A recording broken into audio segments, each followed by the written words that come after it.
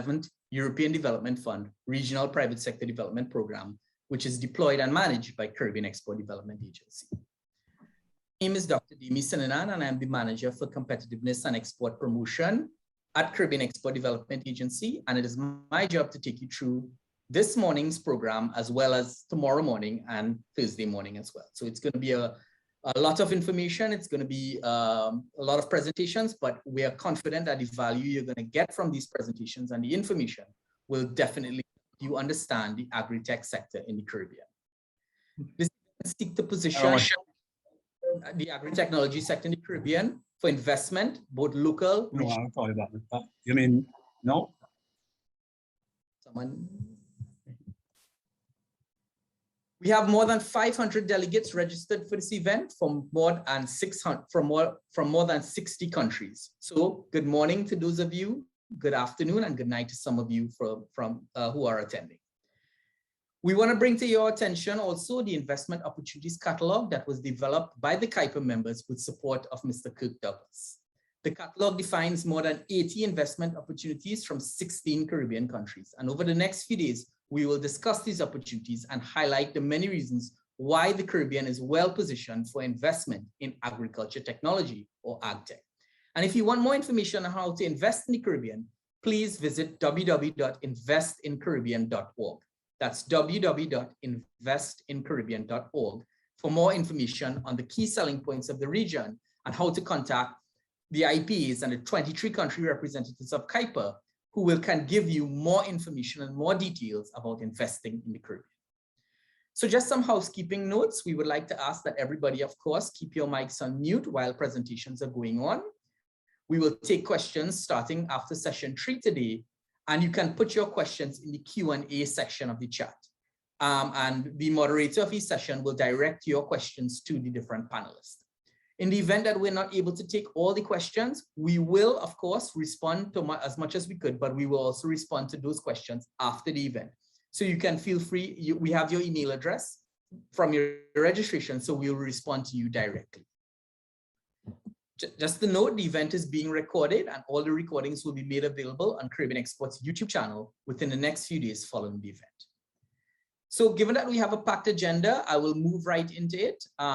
We will begin with some opening remarks. We will move on to a discussion on expanding agribusiness in the Caribbean through technology. That will be our session 2.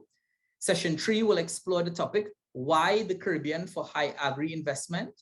Following this, we will have a 1-hour break so that some of us can have lunch or dinner, depending on where we're coming from. We will leave the meeting open while we're on break, so you can grab something to eat and return this afternoon, where we will have country presentations, beginning with Jamaica, where the Honorable Minister Orly Shaw and his team will speak to the many investment opportunities in Jamaica Agtech. And the final session for today will feature the Premier of the Turks and Caicos Islands, the Honorable Charles Washington Misick, and his team about the opportunities in Agtech in each country. So let's jump right into it. We will move into our opening remarks. I must first say I would like to extend apologies on behalf of Her Excellency Ambassador Malgorzata Wasilewska, Head of Delegation for the European Union here in Barbados. She was unable to attend, but in her stead, we have Mr. Louis Meyer, who is Head of Cooperation.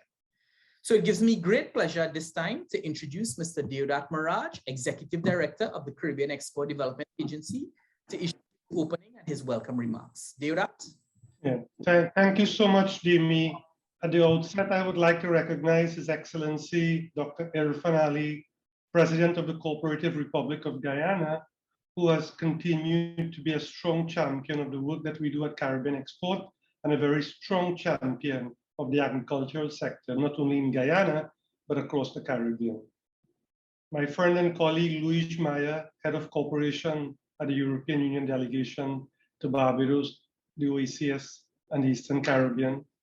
Our partners for this event, Ms. Annette Mark, President of the Caribbean Association of Investment Promotion Agencies, Mr. Vassal Stewart, President of the Caribbean Agribusiness Association, Mr. Jeremy Knopps, General Delegate, COLE, ACP, investors, Caribbean colleagues, members of the media, friends, and good morning, good afternoon, and good night to you. And a warm welcome to this inaugural virtual Caribbean Agtech Investment Summit. The hosting of this 3-day event was motivated by two factors that are major challenges for us in the region. But these two factors also present significant opportunities for investment, for business, for the creation of jobs and opportunities for our people. The first is the need for economic sustainability in the region. According to the Food and Agriculture Organization, the food import bill for CARICOM countries increased to almost US $5 billion in 2018. This is more than doubling the expenditure of 2000, which stood at US $2.1 billion. The Food and Agriculture Organization has estimated that if current trends continued, an increase in this expenditure to US $8 to $10 billion would be expected during the course of this decade. These figures represent more than 60% of total food consumption for almost all CARICOM members, with half of these countries importing more than 80% of the food they consume. Simply put, most of our foreign exchange earnings in the region is being spent on food imports. The dislocation of global food supply chains as a direct result of the pandemic further sounded the alarm bells for us in the region, resulting in food shortages in some territories. We have to find a way to produce more of the food we eat right here in the Caribbean. And for this, there are immense opportunities to invest in food production. The second motivating factor for us is nutrition. As many may know, the Caribbean is perhaps the most food insecure region on the planet.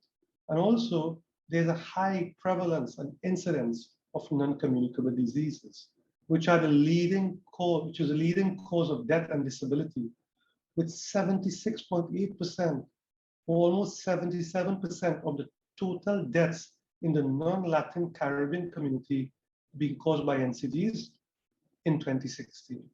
This, simply put, can't be right, and it's just not acceptable. And therefore, we have to increase the production and consumption of healthy foods. This means that production must be done closer to home with improved ways to ensure we are able to produce more with less. More food on less land, for example, increasing the use of technology in agriculture and agro-processing. Here's an opportunity to invest in the production of healthy food options for more than 30 million inhabitants of the Caribbean and more than 32 million tourists who travel as stayover tourists in our region annually. David W. McLennan, Chairman and CEO of Cargill, an American privately held global food corporation, noted, and I quote, "Innovations in technology, as well as policy, financing, and business models are essential to nourish the world in a safe, responsible, and sustainable way," unquote. So we need four things: technology, policy, business models, and of course, financing. I'm not as concerned about technology as we live in an age where the best scientists, engineers, entrepreneurs, and more importantly, our young Caribbean people are already engaged in unleashing their creative power in finding sustainable paths to food production. We are able to deploy new innovations in climate-smart agriculture with better seeds, better storage, crops that grow with less water, using little land space, and utilizing mobile technologies that put more agricultural data into the hands of farmers, to name a few. In terms of policy, we are hosting this event at a time as the Caribbean Week of Agriculture, or CWA, is being led by our friends at the CARICOM Secretariat. At the CWA, our regional leaders in agriculture and agro-processing are refining the policy tools we need to enhance food production in the region. The third element are the business models. Here at Caribbean Export, we have developed a catalog in collaboration with Annette Mark and her team at the Caribbean Association of Investment Promotion Agencies that has more than 80 business models for 16 countries. You can find these in the Caribbean Agtech Investment Opportunities Catalog on the event website. So the final ingredient is financing. And this is precisely why we are here today. A new revolution in food production in the Caribbean will not happen simply because we have the technology, the policies and the business models, or because we have Caribbean weak for agriculture. We must secure the precious financing, that is a public and private investment needed to support the development of healthy food systems that will sustain our families, our region, and our planet, securing economic sustainability and Caribbean resilience. In our recently concluded strategic plan for the next 3 years, your Caribbean Export has committed to a new approach in our promotion of trade and attraction of investment, an approach that is collaborative, proactive, and that most importantly is innovative. We must offer new investment vehicles that present opportunities for diaspora, regional investors, as well as institutional investors to play an important role in our economic development. We are currently piloting the Caribbean Project Packaging and Investment Platform to do precisely that, attract equity investors. The wheel is already turning in that direction. We can do this, but we can do this only if we work together. If you're an investor, you're in the right place. We present to you our challenges as opportunities for you to do business, make a profit, of course, and drive growth and create jobs in our region.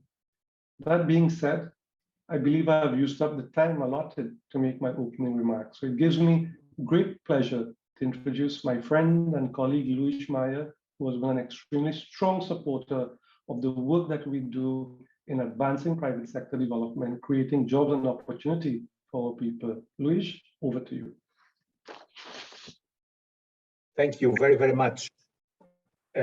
Honorable President of Guyana, His Excellency Mohamed Irfan Ali. Premier of the Turks and Caicos Islands, Honorable Charles Misig. Minister of Industry, Investment and Commerce of Jamaica, Honorable Audley Shaw. Minister of Agriculture, Forestry, Fisheries, Rural Transformation and Industry of St. Vincent and Grenadines, Honorable Saboto Caesar. Minister of Foreign Affairs, International Business and International Cooperation of Suriname, Honorable Albert Ramdin. Executive Director of the Caribbean Export Development Agency, my colleague and friend, Mr. Deodat Maharaj. Representatives of private sector and investors, a pleasant good morning, good afternoon, good evening to you all. Thank you very, very much for your kind words, and thank you, Executive Director of Caribbean Export Development Agency, Mr. Maharaj, for giving me the opportunity to contribute to the opening of this Agtech Investment Summit. Quite frankly, I would have hoped that 18 months after the start of the pandemic, we could have held this summit in person. I still believe that the virtual world cannot replace the face-to-face human and social interactions. On the other hand, it is fortuitous that a summit focused on applied technology is being held in this digital format, as it embraces the positive changes this increasingly virtual world we live in has to offer. This summit is breaking borders and reaching out to a much broader audience, if I judge by the number of participants and countries represented here. In that regard, I want to congratulate the Caribbean Export Development Agency and Caribbean Investment Promotion Agency for having taken this important and timely initiative. This summit is very important and timely, as I said, for the European Union. Indeed, the European Union has been for more than 2 decades a loyal partner of the regional private sector.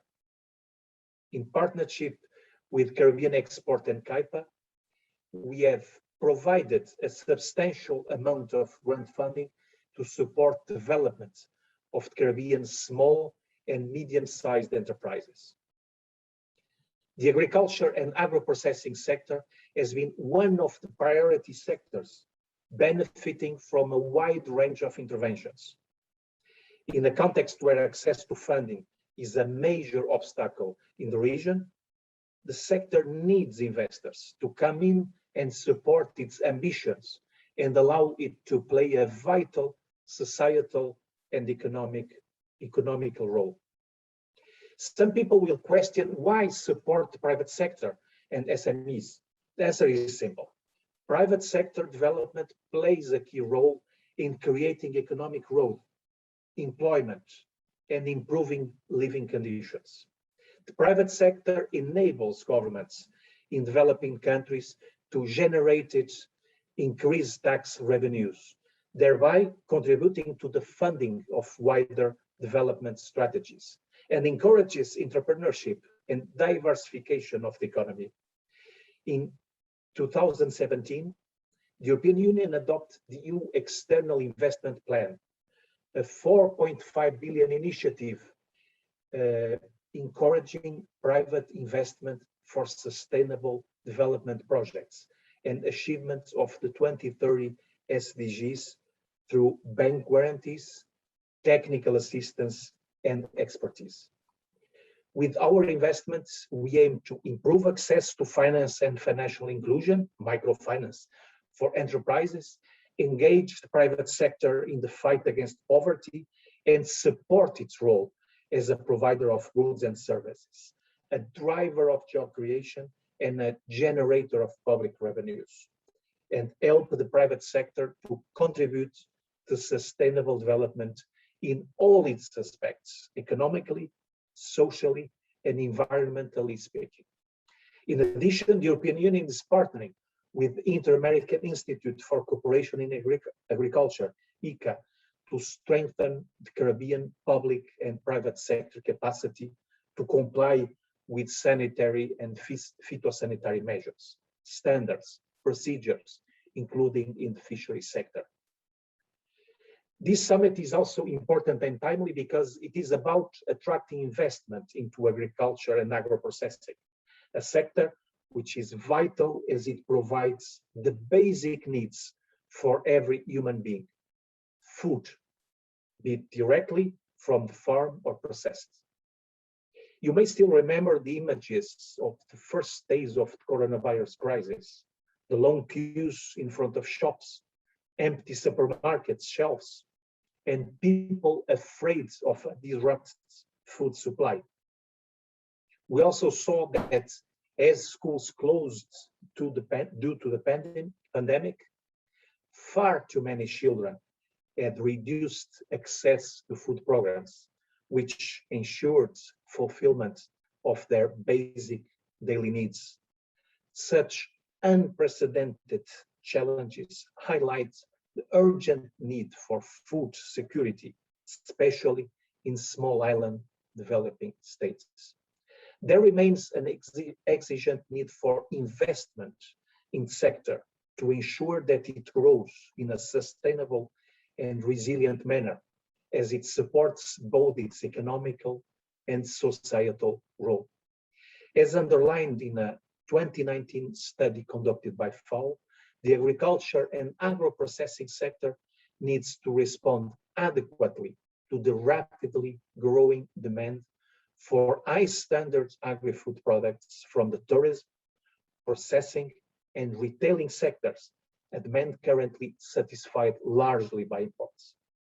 At the same time, as noted by Amina Mohamed, Deputy Secretary General to the United Nations, in a message to the Ministers of Agriculture of the Americas on 1st September 2021, investments aimed at transforming global agri-food systems could drive post-COVID-19 economic and social recovery and get the world back on track to achieving the 2030 Agenda and Sustainable Development Goals.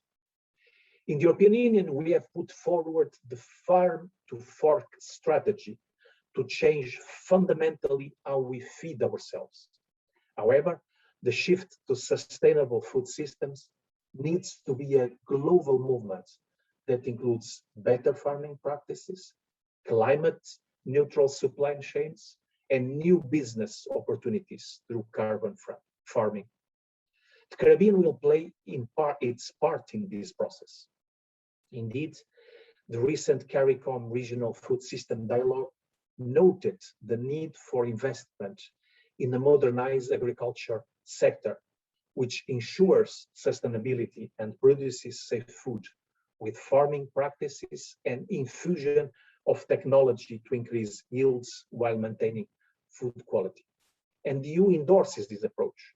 In my view, further investment in the application of technologies and digital solutions to the regional agriculture and agro-processing sector will be key to its future sustainability and resilience.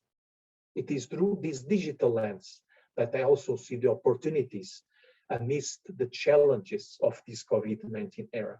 Arguably, this pandemic challenges us all to do away with some things, do all things better, and do entirely new things. Let me share a brief real story with you. The past 18 months have been a trying time for farmers and their families. They are used to rolling up their sleeves and getting down to work. As local markets and restaurants closed, farmers sold their produce via the internet and delivered them free. During the second lockdown in Barbados, I remember seeing a social media post from this papaya small producer who had to find alternative ways of distributing and selling his fresh produce, while all markets and regular networks were closed. Prior to 2020, he had probably never anticipated any form of digital marketing. But these new times required new thinking and a new way of doing business. This is a very simplistic example of how digital platforms can help the agriculture sector to adapt for the benefit of consumers. As the pandemic continues, new technologies and digital solutions will become more pervasive in sector. In time, mobile services and internet-based applications will coexist with blockchain technologies, digital advisory services, crop monitoring and mapping, agriculture drones, biophysical crop modeling, and maybe even 3D technologies. Socioeconomic impacts include an increase in productivity, improved food security, and the development of job opportunities for young people in farming. Advancements in farming technologies are helping farmers make better, smarter, and more efficient decisions and making farming more profitable. This is the beginning to attract a new generation of entrepreneurs. In conclusion, I hope that as investors, you will be convinced about the new possibilities that exist within the sector by the end of the summit. Moreover, I hope that collectively we will be able to translate these renewed interests into new investment opportunities for the benefit of a modernized, sustainable, and climate-resilient regional agriculture, agro-processing, and agri-business sector. I thank you for your attention and wish you a successful summit. Thank you. Thank you very much, Mr. Meyer. We appreciate your kind words and the story that you shared with us regarding agri-technology. So moving on in the agenda, I would like to hand it over to a video message provided for us by His Excellency, Dr. Mohammed Irfan Ali, the President of the Cooperative Republic of Guyana. Your Excellencies, heads of delegations, distinguished ladies and gentlemen.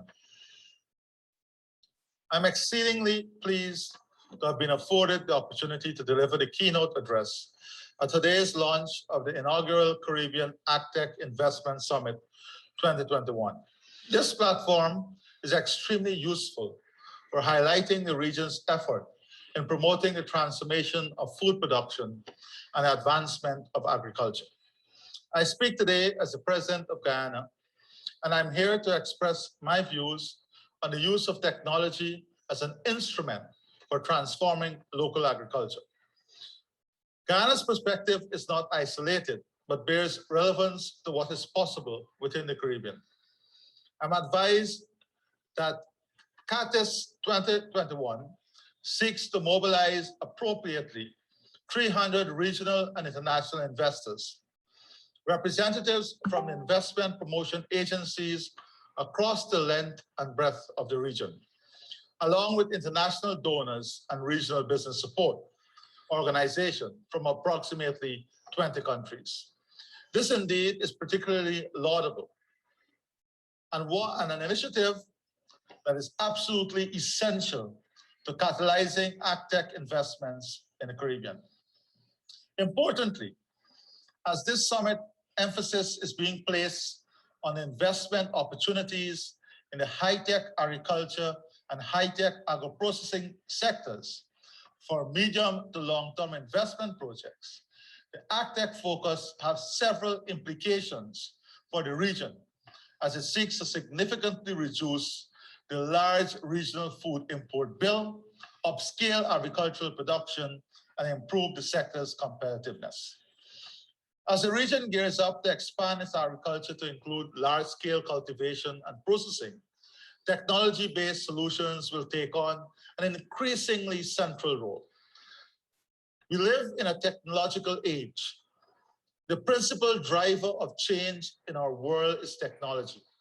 It is impossible to deny the role of technology historically in driving economic transformation. The first industrial revolution saw the development of machines driven by energy produced from steam and water. This revolution led to the rapid mechanization of production. The second industrial revolution saw the deployment of electric power for use in the mass production of goods, and this triggered faster industrialization. The third industrial revolution used digital technology to automate production, thereby improving levels of efficiency. The fourth revolution, which we are now witnessing, involves a fusion of technologies and greater use of innovation to transform not only production, but the nature of the global economy. Few sectors of our economies are escaping from the influence of technology. The use of technology is transforming education, energy, telecommunications, media, health, security, defense, and other public services. It is boosting business productivity and efficiency. The COVID-19 pandemic has witnessed greater use of technology, particularly in education, health, and business. There is no reason why technology should not be expanded to other areas and sectors of our economy. Agriculture, too, is subject to the intrusion by and influence of technology. Information communication technology has already begun to be used to provide services to farmers. The use of modern machinery is improving land preparation and harvesting. New crop varieties are increasing yields, as is the employment of better farming techniques. Drones are now used extensively in agriculture in the developed world. They are deployed to assist in developing and planting patterns, soil analysis, and collecting data on drainage and irrigation, soil preparation, and crop spraying. The Food and Agricultural Organization had long noted that new technologies would be needed to address water scarcity, improve crop management, reduce yield gaps and costs, and improve harvesting and plant breeding.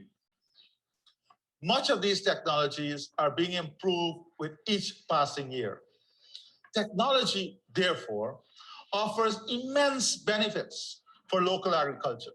For instance, in Guyana's vast intermediate savannas, where large-scale agricultural investments are being targeted, precision agriculture or site-specific farming will become essential. Agtech solutions will allow for the collection of more precise information and for improved analysis. Technology also has a pivotal role in combating the adverse effect of climate change and natural disasters. While technology cannot prevent these occurrences, it can be used to forewarn farmers and others about impending dangers.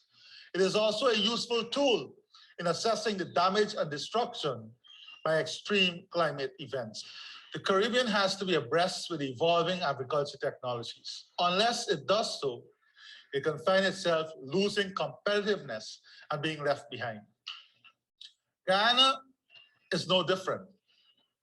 To this end, Guyana has been working closely with its multilateral and bilateral partners to improving the country's information and communication technology infrastructure.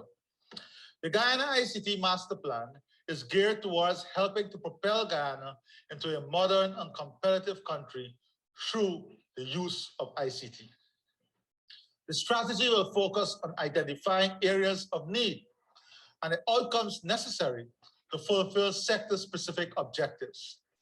As we embark on this journey, we are aware of the importance of technology to the agriculture sector, not only for Guyana, but for the entire Caribbean. We are specifically cognizant of the possibilities of ICT transforming agriculture. Agriculture requires real-time information about prices and market logistics, accurate weather forecasts, timely advice on agricultural practices, pests, and disease identification and management, input use, and the risk of natural disasters. Digital technologies, including those embedded in drones, hold much potential for providing such valuable data and information. However, the adoption of new agricultural technologies comes with challenges. Most of the technologies are developed overseas, and their acquisition is often costly. And even when the technology is accessible, the acquiring entity is still dependent on the rights holder for backup support and maintenance. Therefore, technology transfer becomes important. It is not often cheap, and for small farmers, the high cost can act as a disincentive to the use of technology. There is also another major challenge. Stakeholders have to become more open to accepting new technologies. This often requires a long process of sensitization. As such, the diffusion of technologies and equipping agricultural stakeholders with the know-how to utilize them is often not achievable overnight. Such an undertaking also requires significant investments to convince stakeholders of the benefits to be derived from the use of such technologies in agriculture.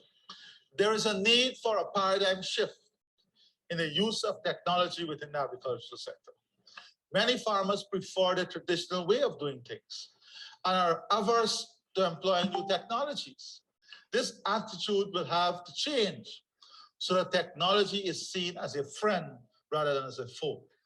Agricultural technology also has to be appropriate and affordable. Small farmers may not be able to afford drones and other capital-intensive technologies.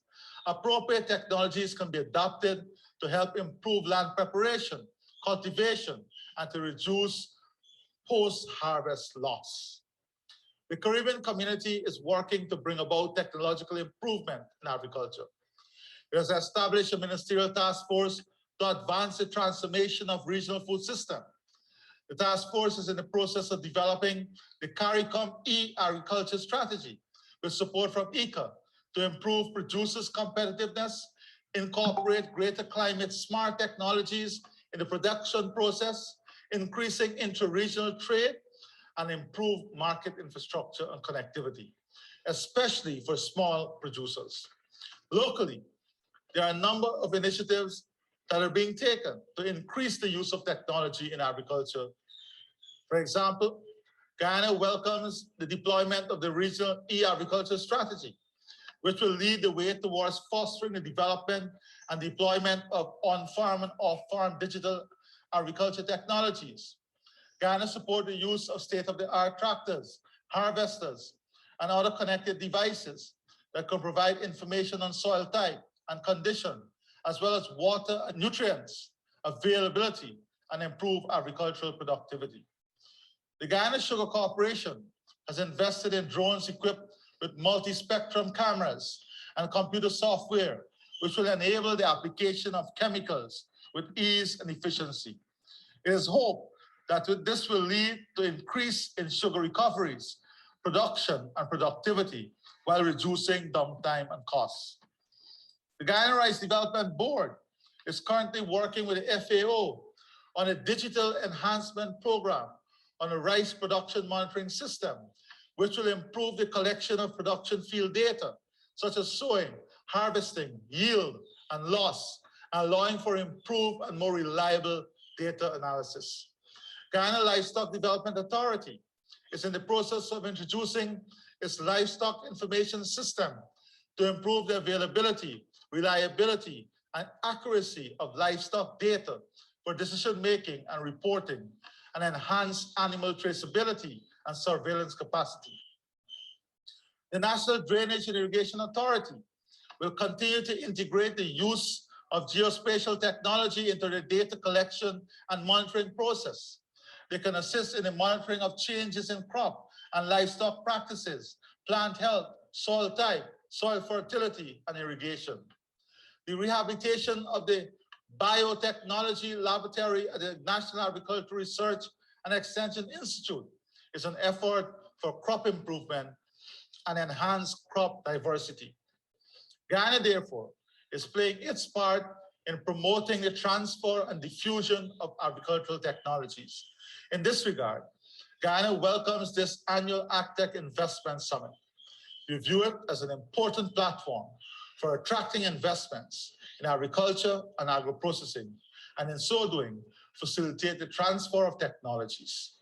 I commend the Caribbean Export Development Agency and the Caribbean Association of Investment Promotion Agency for organizing this most timely event. I take the opportunity as well to wish you every success in your deliberations over these 3 days. I look forward with great enthusiasm to learn of the outcome of the summit, including the decisions and agree to actions that need to be implemented to propel Agtech investment opportunities in the region. I thank you, God bless you, and stay safe. We would like to issue a warm thanks to His Excellency Dr. Mohammed Ifran Ali for those kind words that he issued in his keynote address, and we will not let him down in terms of the actions that come out of this Agtech forum. I would also like to thank all the other speakers that participated in the opening session. I think we have set the tone over for the next 3 days to have a very successful forum. So with that being said, let's jump right into it. We have our first session this morning, which is entitled Expanding Agribusiness in the Caribbean Through Technology. And this panel will be moderated by Mr. Deodat Maraj. So I will now hand it over to Mr. Deodat Maraj, who will introduce the panel and the speakers, and we will take it from there. Deodat, over to you.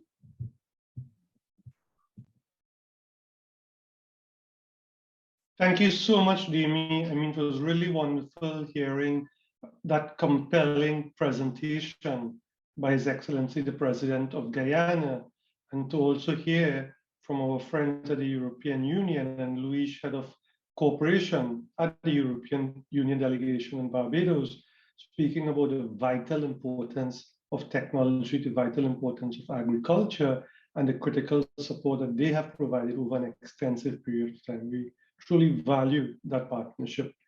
As we transition to this segment, entitled Expanding Agribusiness in the Caribbean Through Technology, I'm delighted to be associated and to have the presence of a wonderful panel. We have with us Annette Mark, President of the Caribbean Association of Investment Promotion Agencies, Mr. Vassell Stewart, President of the Caribbean Agribusiness Association, Mr. Jeremy Knox, General Delegate, COLE ACP, Dr. Patrick Antoine, Head of the Interim Secretariat of the Caribbean Private Sector Organization. And I think I would like to perhaps give some background on each of our speakers. Annette, I mean, is a close friend and colleague and partner of the Caribbean Export Development Agency. Annette is also the president of the Caribbean Association of Investment Promotion Agencies. Annette was appointed as the Executive Director of Invest SVG on the 16th of October 2017. So in just a few days from now, Annette will be celebrating 4 years at Invest SVG and would have done a remarkable job. We also have Mr. Vassell Stewart, as I indicated, President of the Caribbean Agribusiness Association. Vassell is an agribusiness and international marketing development specialist with over 30 years of diversified and practical experience in agribusiness value chain development across our Caribbean. We also have with us Jeremy Knox, and he's a general delegate, COLE ACP. And in addition to being a general delegate of COLE ACP, he's a Belgian national and trained as a management and economic engineer. Prior to joining COLE ACP in 2009, he was involved in Guatemala with the daily operation of a farmers cooperative exporting to the EU and the US. He started to work for COLE ACP in 2009 as an expert in matters relating to private standards and certification. Jeremy is an accredited coach for leadership and professional development as well. We are delighted that we have Dr. Patrick Antoine, head of the Interim Secretariat, Caribbean Private Sector Organization. Dr. Antoine is a renowned Caribbean intellectual and thinker with a wealth of experience, and he has made an extraordinary contribution to the growth and development of our region in both the public and private spheres. Patrick, or Dr. Antoine, is an economist by profession and holds over 30 years of experience working throughout the Caribbean, North America, and Latin America, having consulted with major multinational corporations and having worked with several Latin American and Caribbean governments on trade and macro policy issues. We have a wonderful panel. I am really honored to have the opportunity of moderating this session, expanding agribusiness in the Caribbean through technology. And Annette, I welcome you on stage. Annette, the floor is yours. Firstly, I do have to apologize that I do not have a backdrop. I am actually away all the way in Dubai at the moment, so I'm 8 hours ahead of you. So I say to everyone, good morning, good afternoon, and good evening. And thank you for being part of this Agtech Summit. I look forward to bringing my presentation and also taking part in the summit over the next 3 days. So before I go forward, I would just like to say I am adopting all the protocols that were extended this morning in the interest of time. I'm here today to speak to you about Kuiper and our work in respect to the Agtech program. And I do have a slide to share. So I don't know if Erica is going to start. Erica can give me the ability to share so that I could upload the slide. Yes, you should be able to share the bottom button. There's an arrow, just click share screen. Oh, it's saying host disabled participant screen sharing. Okay, I will share it for you. Okay. Thank you. So slide 2, please. Okay, so what is Kuiper and what do we do? Kuiper is the Caribbean Association of Investment Promotion Agency, which was launched on the 20th of November 2007 in Jamaica. This was funded by the EU. This umbrella association represents 23 IPAs in CARIFORUM. And the objective of this umbrella association is to allow our IPAs to be able to collaborate with each other in areas such as attracting investment, promoting the brand that is the Caribbean, and also improving the investment environment in the region. Our major funding comes from funding from the EU and from fees from our Kuiper membership. Slide 2, please. Next slide, I should say. Some of the activities that we have been involved in include capacity building for Kuiper, Caribbean brand promotion, research, data management, and due diligence, inward and outward missions, which we've had quite a few of those, policy advocacy for improving the business environment. Next slide, please. Okay, so Kuiper is guided by a regional investment promotion strategy, and we affectionately call this the WIP. And the pillars of our strategy are proactively promoting our priority sectors, which I will touch on the next slide, improving the investment climate I will touch it in the next slide.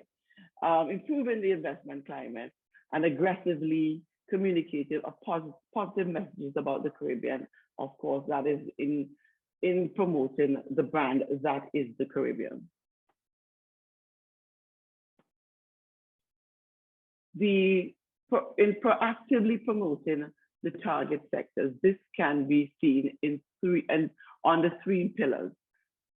So we have our mature sector, and we have our emerging sector and our new sectors. Now, in the mature sector, we are known for tourism, hotels, restaurants, great food, culture, and huge hotels, all-inclusive hotels, boutique hotels.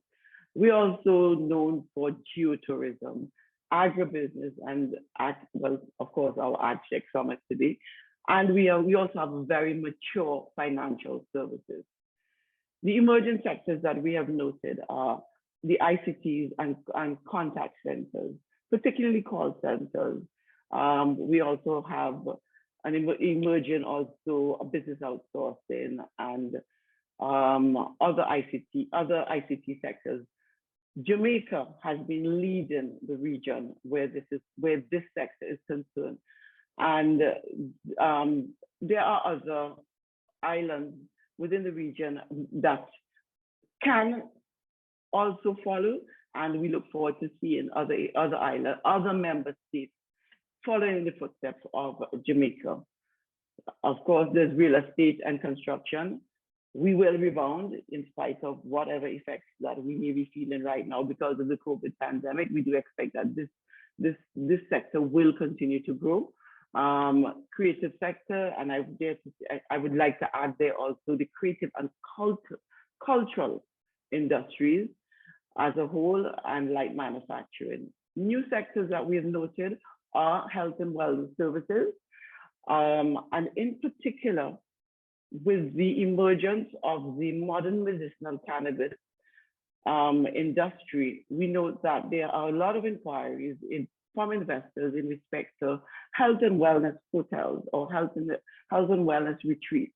So that is an emerging sector, and of course, everyone in the world is moving to a more healthier lifestyle. So there is quite a lot of attention in respect to health and wellness services and hotels. Alternative energy, green energy, we are moving towards green energy. So there are a number of, again, inquiries in respect to, and investments in respect to clean energy. So we are seeing the emergence of wind, solar, waste management investments within the Caribbean. The offshore education, the number of, throughout the region, throughout our member states, there are a number of offshore medical schools or offshore schools, particularly in the medical field, that are quite a number of them, I would say, in most of the islands that are growing and developing. So persons are allowed. So these universities set up their schools within the member states, and their students have I don't want to say a cheaper way, but for want of a better word, a more affordable way of attending these schools in a beautiful island nation within the Caribbean. And of course, medical tourism. We offer sand, we offer sea, we offer beautiful, weather. And what place is better for coming to recuperate than in the Caribbean? And these are some of our emerging sectors that we are seeing, our new sectors that we are seeing over the last couple of years, and we expect to develop further in the coming future. Next slide, please.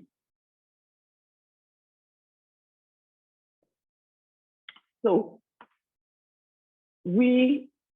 what is Kuiper doing in respect, and what is our role in respect to investment promotion and Agtech?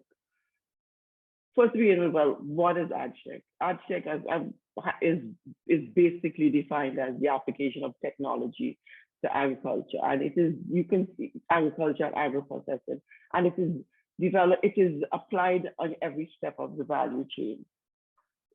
Some of the areas where you see Agtech or technology in agriculture or in the new production system, tasks, mechanization and automation, crop and animal protection and genetics, big data and precision agriculture, innovative platforms for buying and selling, outsourcing services and funding, identification of new funding and investment channels and tools, food processing, logistics and distribution technologies, innovative food productions and services.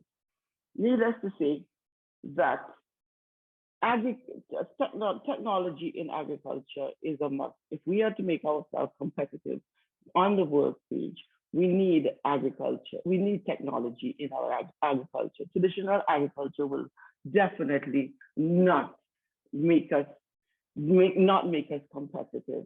And we know that a lot of our traditional farmers want to hold on. Our farmers wanted to hold on to the traditional methods of farming. However, as the president from Guyana said, there has to be a paradigm shift.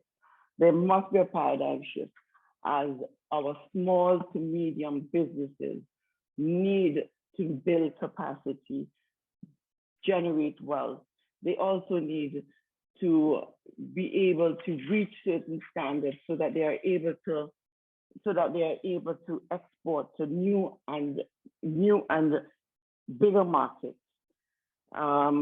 However, to achieve this, private and public investments are definitely required. Next slide, please.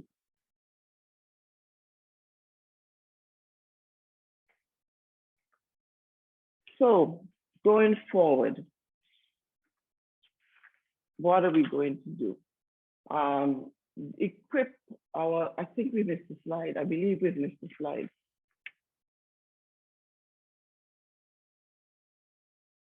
Okay, so great. So key initiatives to date. Firstly, we developed a sector profile in 2020, 2021 that highlights the key selling points of the Caribbean. So we signed an MOU with CAVA, and Vassal, who is also on this panel, will explain later on some of the work that we have been doing together. And that memorandum allowed us to work together to develop an Agtech sector profile detailing selling points for the Caribbean in attracting Agtech investors. Most of you who are here today with us, and we welcome you. We also developed an investment opportunity catalog with over 80 projects from 16 of our CAIPA member states. This catalog was launched prior to the summit and can be seen online. At the moment, the website does slip my mind, but I'm sure during the course of this summit, you will hear it over and over again. And maybe someone could just drop it in the chat so that it is there for everyone to access. We've developed a database of support organization within the Caribbean with over 150 business contacts. And during the first part of this year, when we had our restrictions on flying, we were able to create a database of names of stakeholders. And basically, this comprised of our Agtech ecosystem. Some of the names that form part of this, organizations that form part of this database include the Ministries of Agriculture, Agribusiness Support Services, international organizations, and donors. We've collaborated with Caribbean Export, CABA, and Coal ACP for hosting this event. And I would like to take this opportunity to thank our partners in hosting this event with us.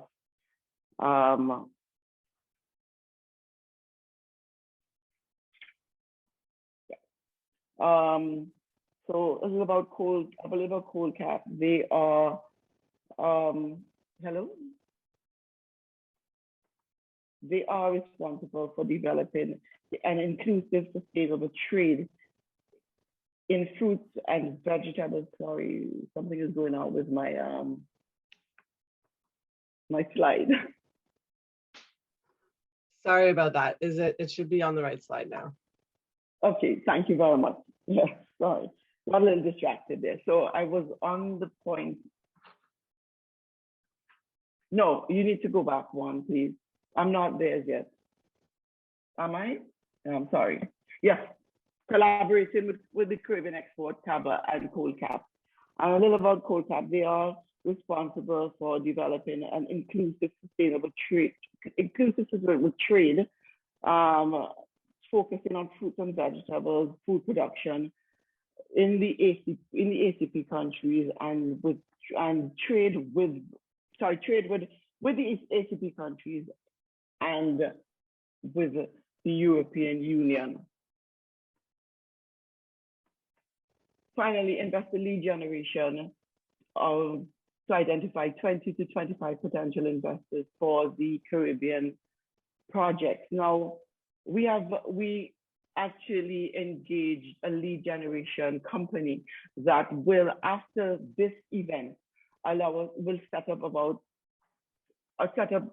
20 to 25 meetings with persons with our small businesses to allow for possible collaboration in respect to technology, in respect to investment. So we look forward to seeing that happening. We actually look forward to having seeing the fruits of this summit over the next coming months. Next slide, please. So what are we going to do going forward? We're going to continue to equip our CAIPA members to attract investment in the Agtech, through training and capacity building exercises. And we will deepen our collaboration with the entities such as CABA and COAL ACP, which I could only say will go from our working relationship will only go from strength to strength. We'll focus on the attraction of investment with continued promotion of investment opportunities in our catalog, which I said already was published online, but it is an online catalog. So we will continue to attract further investment to this catalog. We'll explore the development of investment vehicles, particularly for equity investors. How investment is the key. Investment definitely is the key in ensuring that our small to medium businesses will benefit from a platform or a forum such as this. We are going to support the development of the ease of doing business environment for Agtech investors. Very important. Ease of doing business within the region in every sector is a key component and one of our focus areas, as I discussed earlier on, for CAIPA. And of course, there's no need in attract. It really is difficult to attract investors when the environment for doing investment is not good, and it's not great for the investors. It's a total turn off, and it is really and truly doing our small businesses an injustice. We will expand the ecosystem using the database that we have already developed to date. So we'll continue to attract names, we'll continue to import names, we'll continue to reach out to agencies and also to all key stakeholders that will help us to build our Agtech platform. Next slide, please. Oh, thank you. I would like to say again, before I'm finished, that I have to say thank you to Caribbean Export Development Agency. I have to also especially Deodat and Jamie for all of their support. I also want to say thank you to Suzette, who has been remarkable throughout this entire process and pulling together this summit. and also Basel and everyone on this panel that have made their input and made this summit a success. Thank you for listening to me. Yeah, thank you so very much, Annette, for setting the stage, I think, quite nicely and speaking about the remit of the Caribbean Association of Investment Promotion Agencies, the priority areas, and critically emphasizing the vital importance of bringing investors in terms of Agtech. I think your presentation set the stage really nicely for the following speakers. And now I'm delighted to welcome Vasil to the stage. So Vasil, the floor is yours. Thank you very much, Deodat. Good morning, good afternoon, good evening, wherever you're joining us from in the globe. Let me first say to our fellow panelists, to our private sector leaders, head of delegations, distinguished ladies and gentlemen, please accept that all protocols are duly recognized and acknowledged.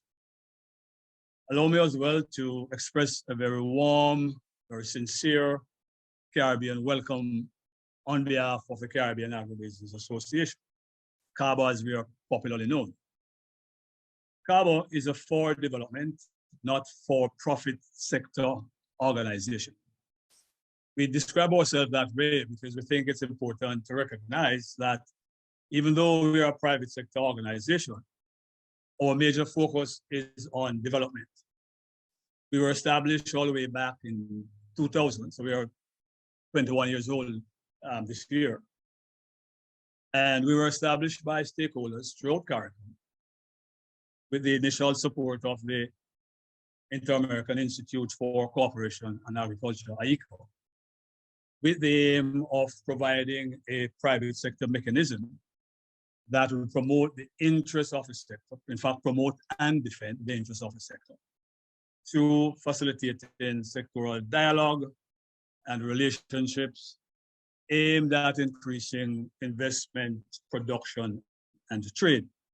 Indeed, we also support coordinating private sector participation in the development and execution of national and regional agribusiness policies, programs, and projects, particularly as it relates to the development of the SME subsector. The association is comprised of two types of members, ordinary members and associate members. Our ordinary members, who are also voting members, are drawn from our national chapters. These national chapters are comprised of national thematic organizations such as agro-processors, farmers organizations, hotel and restaurants, supermarket associations, as well as commodity associations.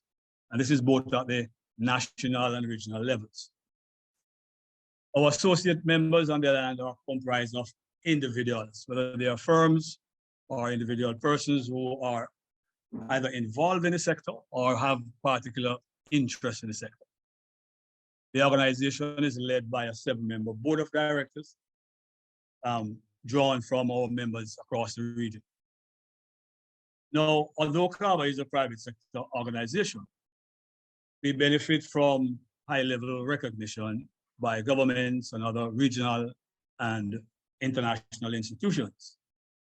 And so we develop programs and projects within a framework driven by public sector policies and even more so by public sector mandates. So notwithstanding that, as I said before, that we're a private sector entity, much of the work we do is based on our relationship with the public sector.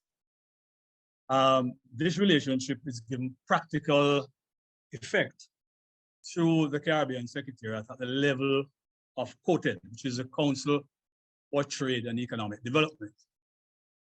Through this relationship, we function as a member, firstly, of the Regional Food and Nutrition Security Cluster, which is a body comprising regional and international organizations and institutions that are engaged in agribusiness development in the region.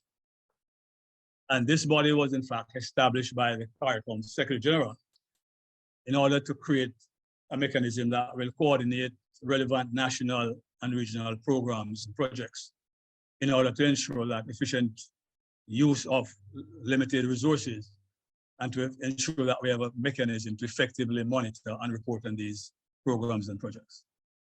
The cluster, in fact, is responsible for the development of several thematic areas and commodity value chains, or if you like, industries. Under this arrangement, different institutions are assigned leadership for the development of different areas or different industries. CABA is in fact assigned lead responsibility for the development of the herbs and spices industry. We also have a mandate to specifically attract investment in the sector and to facilitate that. We have in fact established the Caribbean Agribusiness Development Company, CADCO, as an investment vehicle.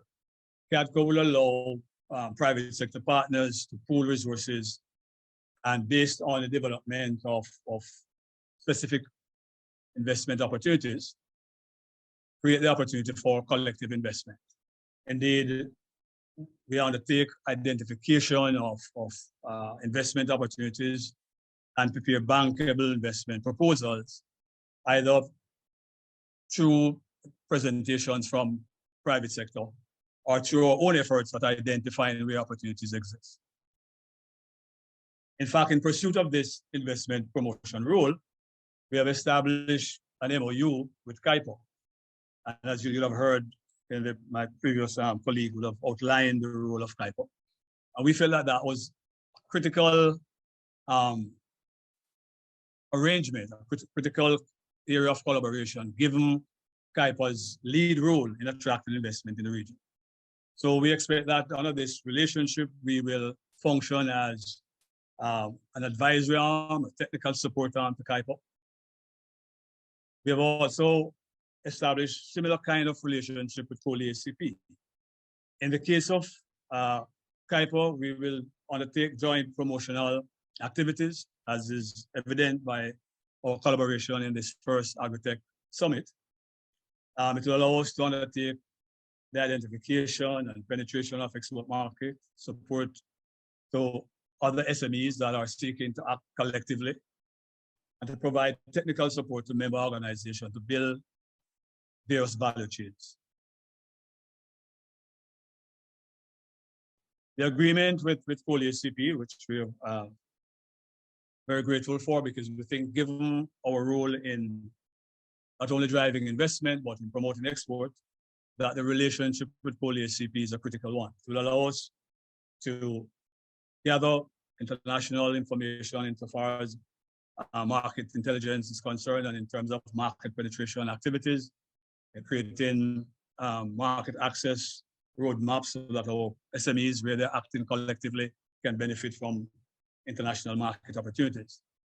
And in various areas of development in a way that will ensure long-term sustainability of both our production infrastructure and our trading arrangements. As we collectively undertake this event, what we are seeking to do is not only create awareness of the tremendous opportunities that exist within the region, but to provide a proactive mechanism that can bring private sector, whether it's in the region or international, to the table to identify, analyze, and jointly invest in the opportunities within the CARICOM. As you would have heard, the opportunities are tremendous. To begin with, we are perhaps among the most food insecure region in the world. Our imports, somewhere now in the region of between 5 and 6 billion annually. Of that level of import, we only perhaps provide 20% in most countries, only in case of Guyana and Suriname and perhaps Belize, that one could argue that they are in a position to be relatively food secure. So that creates an opportunity in itself. In addition, you'll have heard that we are among the most exposed in terms of NCDs. And therefore, there's a demand for the production and trade of healthy foods. Thirdly, we are highly dependent on tourism, which creates an tremendous market opportunity. And the Caribbean has a rich history of exports to international markets. So to those who have joined us with the intent of not only learning more about the region, but hopefully at the end of the 3 days would be so convinced that they'll be prepared to invest with us. I want to again welcome you and to assure you that we have over the next 2 days, 3 days in fact, the kind of information that will give you confidence that the Caribbean is not only ready for investment, but will provide opportunities for fairly high returns on such investment. Indeed, notwithstanding what others may see as a small market. Because of the export potential from the CARICOM region, we think that there are tremendous opportunities for exporters, for producers along the value chain, primary production, processing, and marketing. And we'll be providing you with that range of information over the next 3 days. It is my hope, it is my belief, I have the confidence that at the end of the 3 days, not only will we be in a position to expand production and trade in the region, but to develop long-term arrangements with our partners, those who we now share agreements with, and we hope that among those who are now joining us, we'll have the opportunity to work with you in the long term. So again, I express a very warm welcome and look forward to working with you over the next 2 days. Thank you very much. Thank you so very much, Vassal, for explaining quite clearly the work that your institution is doing on a day-to-day basis, the partnerships that you have established and the importance of those partnerships. I like the point that you made as well, Vassal, on the market. So we have a market in the Caribbean of 30 million people. Plus, we have 32 million stayover arrivals. This is not counting cruise ship tourists, but critically important, Vassal. I think you made a vital point because the Caribbean is also a beachhead to other markets. So, for example, with the economic partnership agreement we have with the European Union, the Caribbean can also be used as a beachhead to penetrate and to enter duty-free, quota-free, tariff-free, a lucrative market of over 500 million people in the European Union. We also have an economic partnership agreement with the United Kingdom, with Canada, with Colombia, Costa Rica. So investors, I'm sure they recognize that it's not only about bringing technology into agriculture and sending and bringing investments to the Caribbean just for this market. The market is much larger than the Caribbean, given the range of free trade agreements that we have. Having said that, I mean, it gives me great pleasure to welcome Jeremy Knopps, General Delegate, Coal ACP, another partner of ours. Over to you.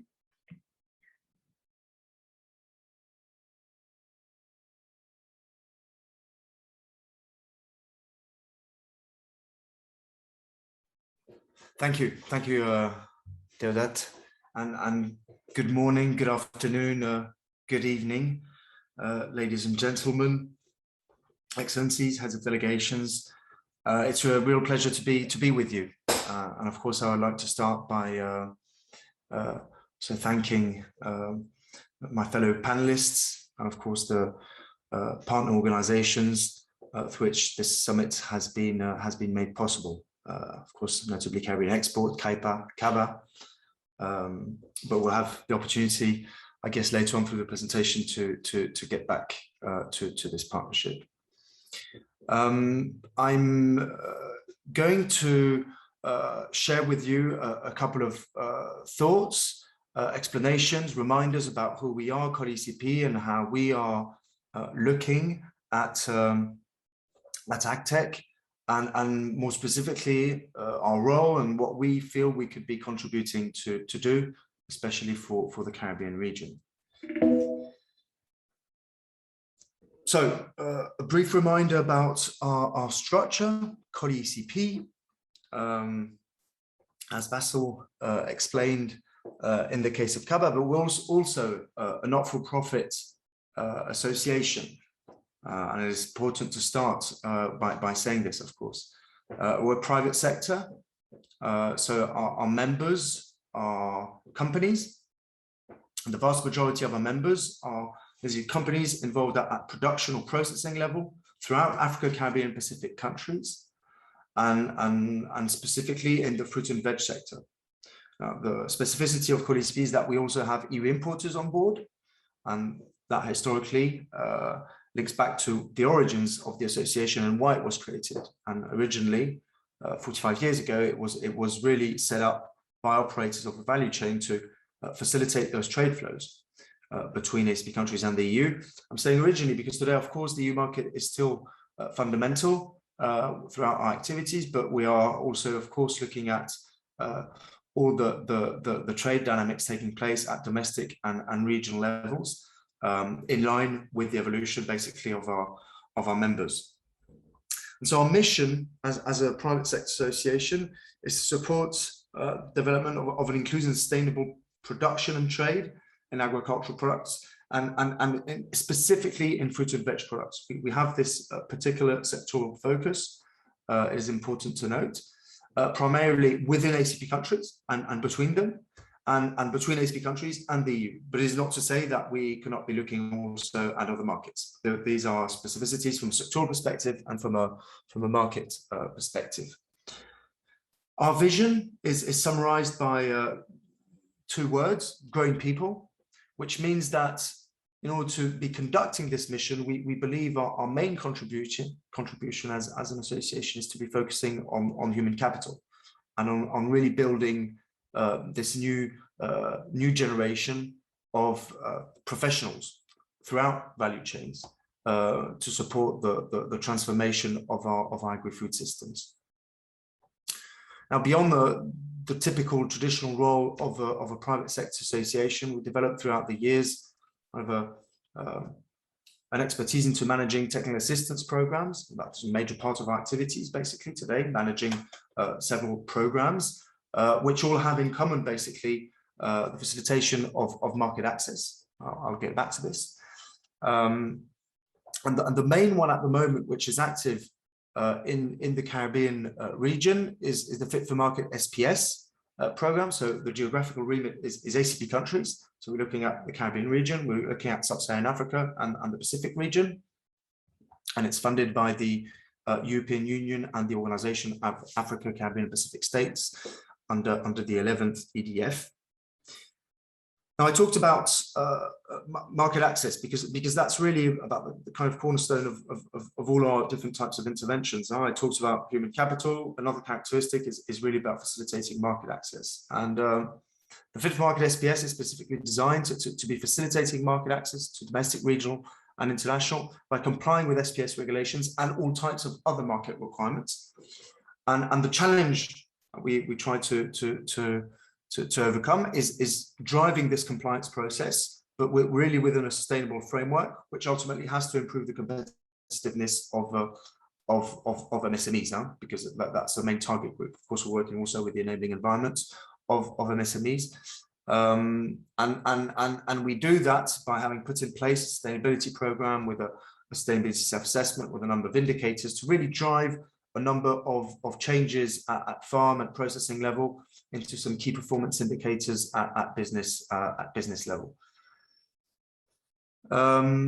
Throughout the Caribbean, at this point in time, we have received during the past, more intensively during the past 3 years, around 80 individual requests for support, which come from micro, small, medium enterprises active in food and veg industry, fresh and processed, but also from service providers, training centers, competent authorities, business membership organizations.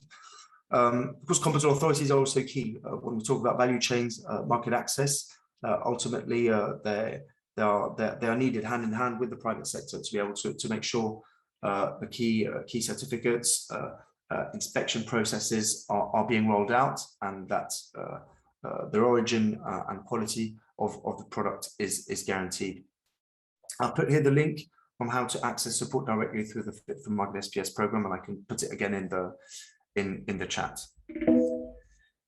Now, under this program, we have one specific area on technical innovation and research brokerage. And that's really how we summarize it, our rollout when it comes to Agtech, and it's about facilitating really the generation and adoption of knowledge and technologies needed to supply quality horticultural produce, which is in line with regulations and standards. We of course firmly believe, and it has been said by several esteemed speakers but before me, of this increasing crucial role new technologies, amongst which digital, but not all technologies are digital, can support the increased competitiveness and sustainability. And of course, COVID-19 was a stark reminder of some of the opportunities digital technologies could be offering, but also some of our vulnerabilities as supply chains. And in addition to COVID, and again, it was mentioned, so I'm only repeating information, but I think it's quite crucial. When it comes to the agricultural sector, we have this systemic situation which is taking place, which is climate change. And the COVID situation, of course, came on top of climate change. Hopefully, we're able to progressively get out of the COVID-19 pandemic. Climate change, we're not getting out of it soon. And it has been said, and it's of course a challenge to try and summarize here some of the key points around Agtech, but being able to benefit from new opportunities on the market, or from a more resilience building perspective. I believe new technologies are fundamental today. And there's a challenge, of course, in introducing the new technologies in terms of funding also, but also, and I'm coming back to the vision and maybe our more specific role within this landscape, in terms of also the development of the right set of skills and competencies, which has to follow up, because alongside new technologies, digital technologies, we have the human capital, of course, that's still a fundamental part of our world today, and this has to go hand in hand. Some of the challenges we've seen now with some promising technologies in some cases, which weren't delivered or rolled out on a wider scale, were due to low adoption uptakes and linked to a lack of certain specific skills. So it is absolutely fundamental according to our views. Now, more specifically, when we look about Agtech and Agtech for purpose, the sentence here trying to kind of summarize a bit the overall framework we believe Agtech can be playing a key role in. It's about building more productive, efficient, resilient, sustainable supply chains, really from farm to fork. This dimension of supply chains, all stages of the supply chain, around different big dynamics, being more productive, efficient, being able to resist external shocks, being able to benefit from new business opportunities, further develop some existing models, be more disruptive in others, and this is linked to the overall paradigm shift that we are currently going through, as we're seeing now with different policy initiatives around the world, amongst which, of course, the EU initiative linked to the Green Deal and its own farm to fork policy, which will also, within its core objective, have this purpose of working hand in hand with partner countries to make sure that we're all embarking on this more sustainable journey altogether. Now, on our side, when it comes to specifically at Collier CP and linked to this overall framework, we're focusing quite a lot, and historically we have been very active on sanitary and phytosanitary issues. And so, of course, there are a number of technologies today which offer new options and new solutions, given increased variability in terms of climate, but also a number of underlying issues you can have in some national contexts, given the organization of some supply chains and the coordination mechanisms which are in place between economic agents, public agencies. So we don't want traceability, pest and disease surveillance and control. Of course, there's also today a very big opportunity, and we're seeing in terms of everything that has to do with this environmental dimension and migrating towards more sustainable agricultural practices, which is also a mix of bringing back some ancient, more traditional way of going through, but also introducing key technological inputs. We talk about energy usage, water consumption, soil management, farm inputs, the organization of production with different models when it comes to production without grow schemes or without agro schemes, Around processing and storage technologies, we're involved in different cases, notably at the moment in sub-Saharan Africa, which we believe can have again a big impact. And when we were through the COVID situation, we at COL-ECP, we tried to be as reactive as possible, of course. And when it comes to fresh produce, there were two big issues. It was how to reach the market and finding new distribution channels on the one hand. On the other hand, maybe it was about maybe not delivering the product in the same way as before. That meant putting in place rapidly some new processing techniques to make sure all the food wasn't being lost. So that was a key illustration during COVID of some of the new opportunities which can arise. Linked to, of course, all the Agtech, there's this crucial element of access to information in general, but more specifically around data management. Coming back to this dimension of skills, that is probably an underlying element when it comes to digital technologies, which we need to be looking increasingly and more into. Market reach, I've talked about it, about potential new distribution channels, existing new distribution channels, facilitating access to finance also, because when it comes to better managing operations, collecting data, it's building a more robust case towards financial intermediaries, whatsoever being the financial product involved. It's also looking to logistics, HR management, training. There's a lot happening in terms of skills and enhancement and new opportunities offered by, I would say, blended training models. We also saw the limits of going full digital for learning, but there are some long-standing opportunities to continue to capitalize upon when it comes to really mixing both on-site and digital training. And of course, in terms of overall marketing and branding, it goes without saying that it can be linked to new distribution channels, e-commerce and social media. But again, all this requires a substantial investment also on the skills part.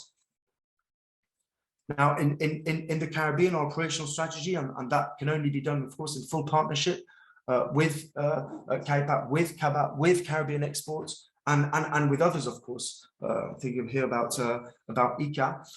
We believe that together, we of course have to build as much as possible on the respective strengths and comparative advantages of what we can bring to build this conducive ecosystem. It's about increasing awareness, of course, of some new technological developments, some prospects of interest, and showcasing some success stories, because we also need to be inspiring when it comes to entrepreneurship and taking risks. That there needs to be that sparkle and that inspiration moment.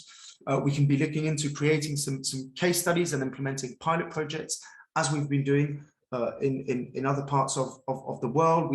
For instance, we tested already a blockchain technology more linked to traceability, and it was really an interesting case because at the end we found out that we had a positive output, but maybe more on the marketing side than really purely entirely on the traceability side. Then one of our key objectives is to make sure that we can contribute to linking MSMEs, farmers, processors, to research and Agtech startups, because beyond piloting, the idea, of course, is to be able to more systemically link both worlds with the scaling up of practical solutions. And of course, to really talk about upscaling, we need this link with access to funding, and that link through our lens at COL-ECP would be through providing technical assistance, training, but on both sides, or both in terms of timing. So it would be ex ante, ex post, to make sure that once the investment is taken on board, all the procedures, all the processes are in place to fully leverage the investment. And finally, of course, this training capacity building element, which I referred to through the building of individual action plans, through the participation in collective trainings, not only for MSMEs, but also for the entire enabling environment. So that's a bit in a nutshell what I wanted to share with you in a few words. I wish, of course, everybody a successful summit. I thank all participants for the interest, and again, a special thanks, of course, to yourselves, the partner organizations, through which this event would have not have been made possible. Thank you very much. Deodat, back to you. Thank you. Yeah, thank you so much, Jeremy. I like the presentation that you made, Jeremy, because you provide an overall perspective, but you recognize the importance of providing concrete and practical support where it matters on the ground and at the firm level. I'm also happy to see, the emphasis on issues associated with phytosanitary matters. And when you made that comment, Jeremy, we had one of the participants from Aruba, flagging this is an important and very relevant issue for Aruba. I like the fact that you spoke about, farm to fork, and it's not, when we think about Agtech, it's not one specific dimension of Agtech focusing, precisely and only on production at the farm level, but it's the entire cycle, and we have to leverage technology into agriculture throughout the cycle, taking into consideration the importance of building climate resilience agriculture as well. So thank you really for an excellent presentation. Now I have the great pleasure in welcoming my dear colleague and friend and someone who I've known for a long time as well in different capacities. So Patrick, over to you.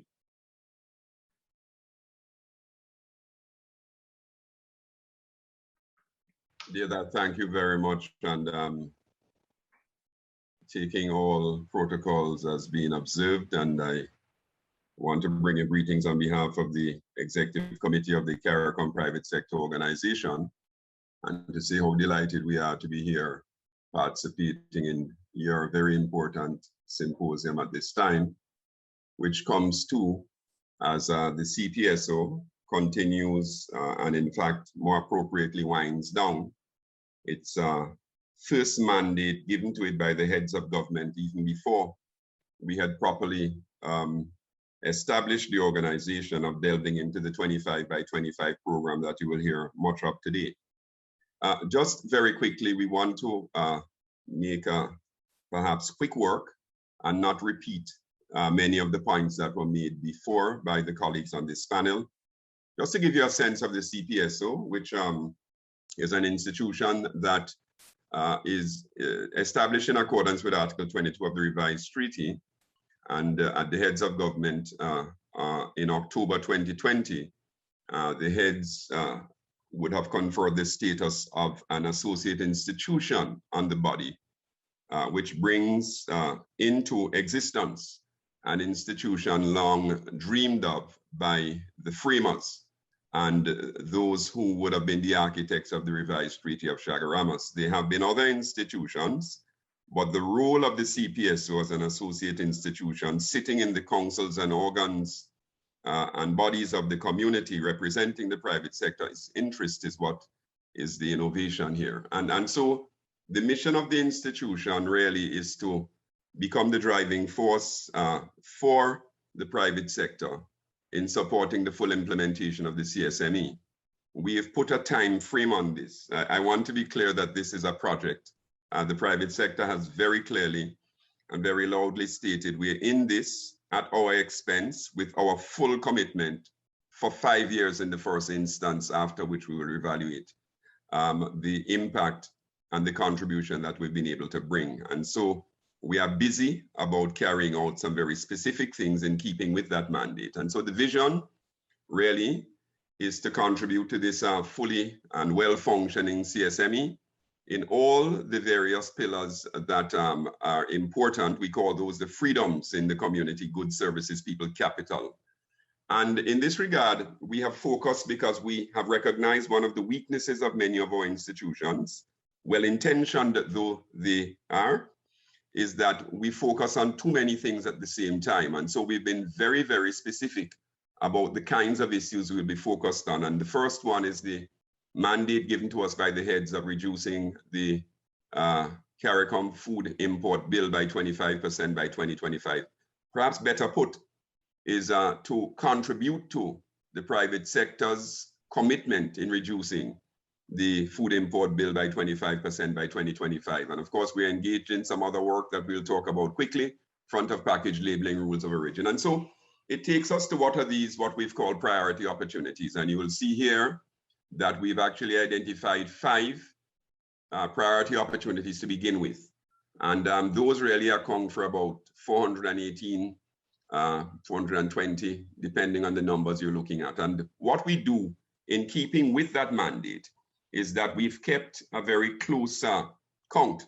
Perhaps a count is better of where we are in the region. And so the statistics that we have as at this month, which I think is important because it's important to place this in context, is that our region's total imports would have declined from about 20.7 billion to 16 billion, which is a 22.9, 23% decline. That's for total agricultural imports. Agriculture, though, and we've used the chapters 1 to 24, and we've called that, many people, agriculture, agri-food interchangeably. Agriculture, agri-food has declined by only 7%.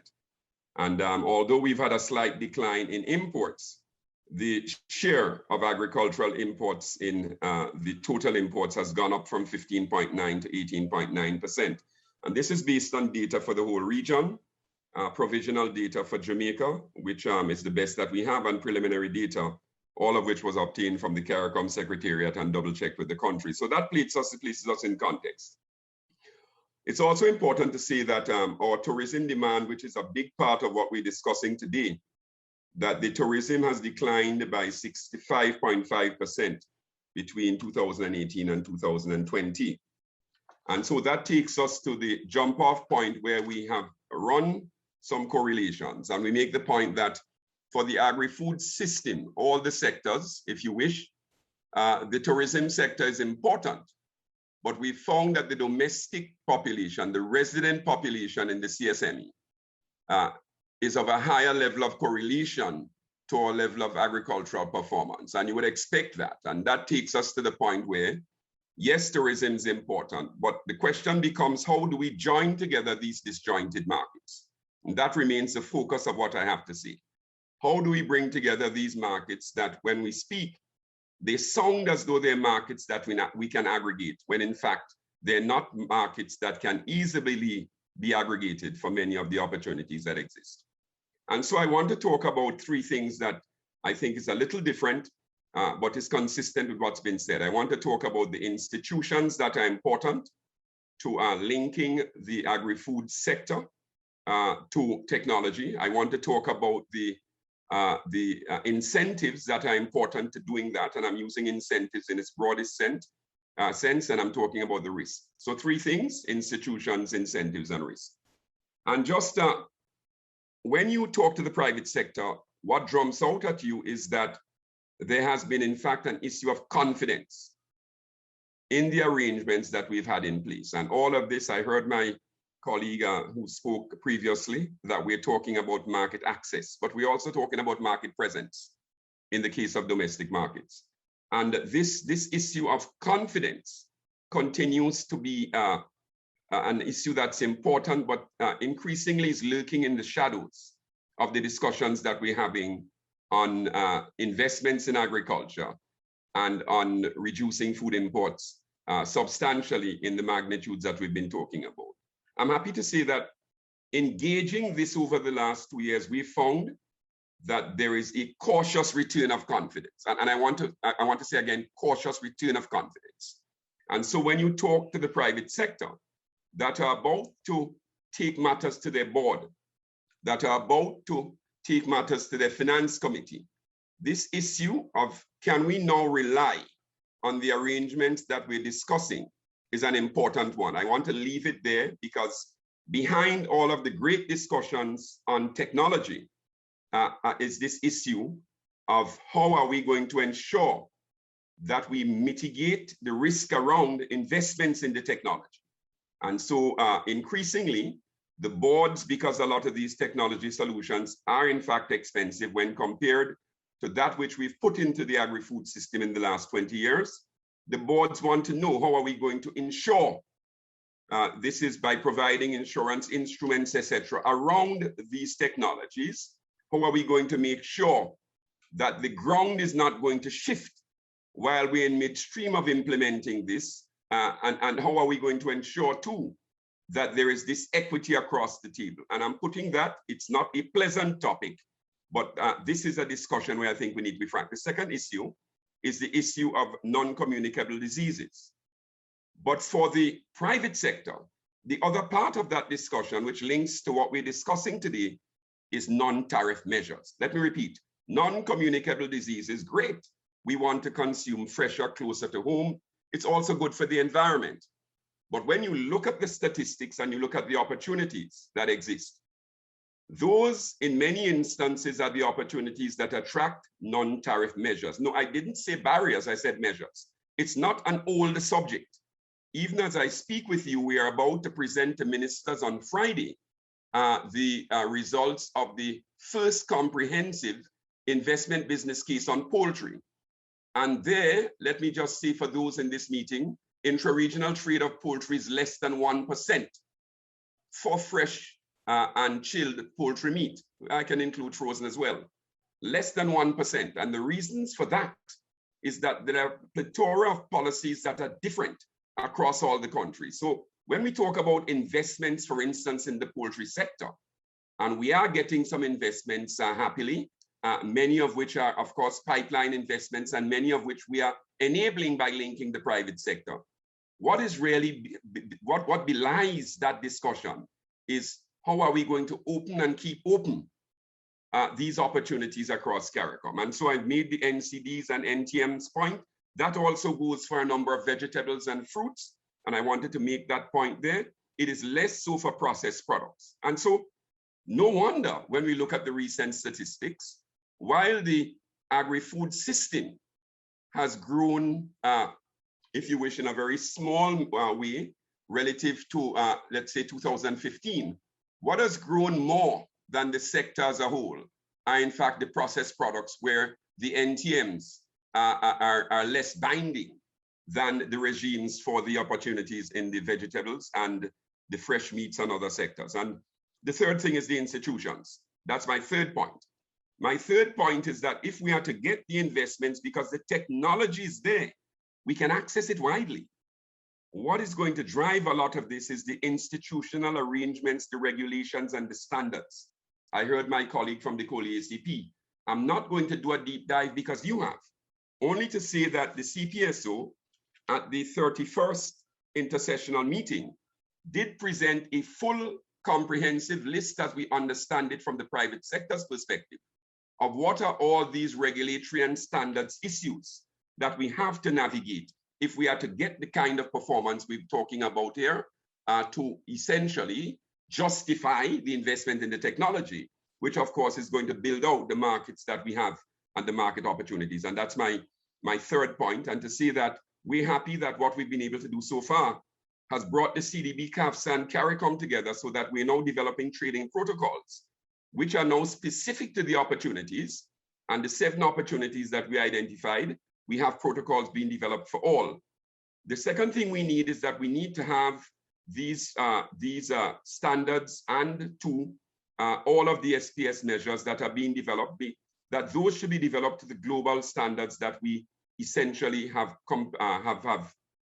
all committed to at the level of the WTO. And so that work we think is taking place, but there is a third level. We need to bring the private sector along while we're doing that, while we're developing the protocols and the standards and ensuring that the regulatory framework's there and that we're completely consistent with the global standards that we in fact conform with or have committed to.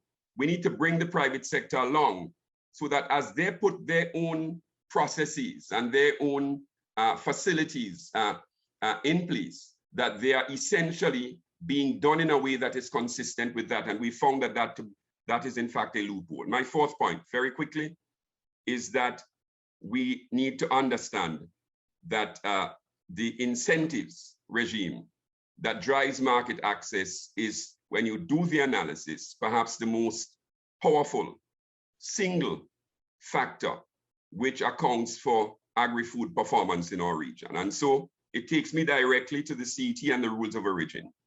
We are in the middle of an exercise where we are representing the private sector. We are having very deep, involved consultations at an industry and sometimes at a tariff line level.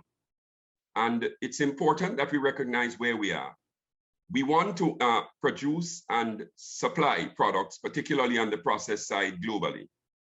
But on the domestic side and the regional side, we also have a prior commitment of how we deal with regional sourcing first and those are not always consistent. So what we're doing in this review of the CET and the rules of origin, right, is a whole rethink of how the region in the context of where we are now needs to put a regime, rules, and a framework in place that supports what we're talking about. Because with the best will in the world, given the extremely low CET rates for a number of opportunities, we're not going to see the technologies taking place there in terms of their introduction.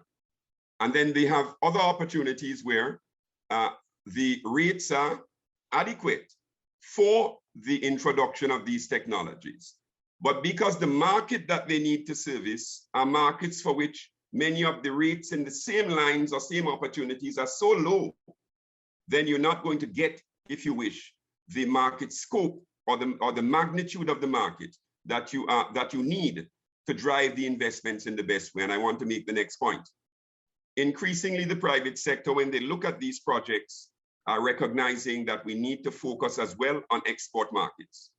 And so the focus previously, prior to 2000, where we looked a lot at the CSME alone, is now a focus where when we look at the investments in the technologies that we want to take on board, many of them are forcing us to look at the opportunities outside.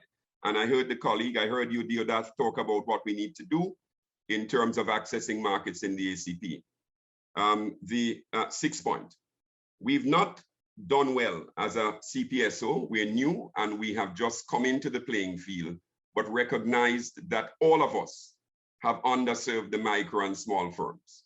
We speak about the opportunities, we speak about the force and the power and the sort of unleashed economic dynamism of the small and micro sector. But when we look at how we actually engage with them, how we service and provide to them, that's something we need to have a deep discussion of. What we've done is that we've said, look, we are not able to reach that far into organizing the micro and small enterprise sector, but we can do something that that brings a difference. And we've actually proposed the facility of the Strategic Project Investment Facility as sort of our approach to dealing with that. So I just want to say very quickly that we can speak about several things, but I've spoken about institutions, incentives, and I've spoken about risk. And I think when you drill down and you look at the regulations and standards, the NTMs that we need to deal with, when we look at how we deal with private sector confidence and ensuring that nothing that we do disturbs that, then you see that this is a working agenda that we all need to prosecute if we are to get results in the next 10 years, which we can, but it has to be very different to the 10 years that have just gone. And so as I wrap up, let me just say very quickly that we invite all of you to work with us in the private sector, even though you are institutions, in building out and in bringing content to what we need to do on the rules of origin and common external tariff, and also what we need to do in a number of the other areas. And I endorse what's been said before. Thank you very much. Thank you so very much, Patrick. I mean, your presentation, I think, was bang on target. You reminded us the highest political commitment made by CARICOM heads on the 5 by 2025. In 5 years' time, by 2025, we will reduce food imports by 25%. I like the fact that you emphasize as well the 7 priority areas for intervention. You subtly noted, the importance of addressing non-tariff measures. I think what was vital about your presentation was also the recognition that we need to act as one Caribbean and as one CARICOM and as one region. Together, obviously, we are much stronger. And finally, I just wanted to make a comment on the issue of micro, small, and medium-scale enterprises. And I'm happy that you made that point and emphasize this sector, because in this Caribbean of ours, MSMEs account for between 50 to 70% of total employment. They account for around 50% at minimum of GDP. And therefore, as we seek to fast-track recovery from COVID, as we seek to transition and transform our economies, including focusing on the agricultural sector and leveraging Agtech, it is so vitally important that we focus our attention on micro, small, and medium-scale enterprises. And for us at the Caribbean Export Development Agency, this is a crucial constituency that we work day in, day out with, and we want to engage with all our partners to do much more. So at this juncture, all that's left for me is to thank Annette for her wonderful presentation, thank Basil for speaking about the excellent work they are doing, Jeremy on the partnership and practical and concrete support that the colleagues at Coal ACP provide, and Patrick for really doing some good work and laying a very strong foundation for private sector participation and engagement both at the regional and national level. So thank you so very much. And I transition and hand over to Demi. Thank you so much. Thank you very much, Deodat, and thank you once again to all the speakers from the previous panel. We are a bit behind, so I will jump right into the session number 3, which is entitled "Why the Caribbean for High-Tech Agri-Investment." Just to note that we noticed that there's some questions in the Q&A. What I will do is I will ask the panelists from the previous session if they can respond directly to those questions so that we can make sure that all the questions are answered. So with that being said, I will turn it over now to Mrs. Suzette Hudson, a Senior Advisor for Investment Promotion at Caribbean Export Development Agency, who will take us through session number 3. Suzette? Thank you. Thank you very much, Demi. And thank you to the panelists who were before. For this panel, I'm really excited about this panel session.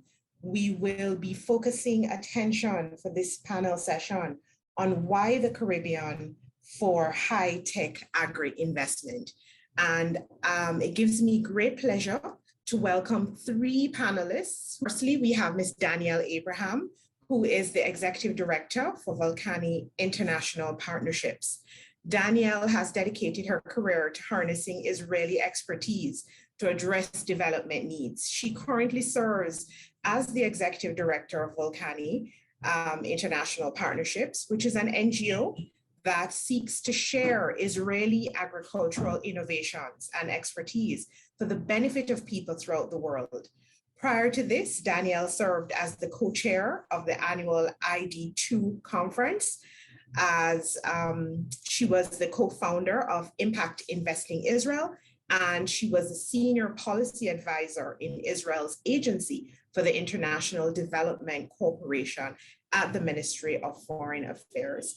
I think this conversation that we're having about Agtech in the Caribbean will benefit significantly from Danielle's expertise and her experience and her knowledge on what happened with Israel. How did they become an Agtech giant? What are some of the lessons we can bring forward to the Caribbean? Dr. Roger Hossein is a senior lecturer. I would like to add a couple of other things. He's a thought leader. He's an advocate for change. He's with the Department of Economics at the University of the West Indies. He is a graduate of the University of the West Indies with a first-class honors. He went on to obtain his PhD in economics from the Cambridge University in 2000. He joined the Department of Economics with the Faculty of Social Sciences. Later that same year, he moved on to be the senior lecturer. His areas of research include international trade, intra-industry trade, the natural trading partner hypothesis, and economic integration. He's not going to talk about all of those things today. Today, he's going to tell us, he's going to give us the key selling points for the Caribbean, things that we already know, but that we would want to share with the investors who are with us today. Then we're going to have Mr. Peter Dillon. He is our success story. Mr. Dillon is the CEO of Marquise River Farm. He's the leader of the initiatives Plant, Grow, Eat. Peter is an impact investor, and I'm quoting here straight from the Forbes magazine that he is a man on a mission. From his headquarters in Marquise River Farm in St. Lucia, the Plant, Grow, Eat initiative. He is empowering young people to become successful agripreneurs. He's supplying the country of St. Lucia with fresh organic produce while working to bring the hefty food import bill in that country down. So I'm sure that you're as excited as I am to hear from this panel. And so because we're running late, I'm going to hand over quickly right now to Danielle and ask her to give us her perspectives on Israel as well as on the Caribbean in terms of Agtech. Danielle? Yes, thank you so much, Suzette. Good morning, good afternoon, good evening, everyone, distinguished guests and panelists. It's a real pleasure and privilege to be with you here today. I'm just going to try and get up the slides here.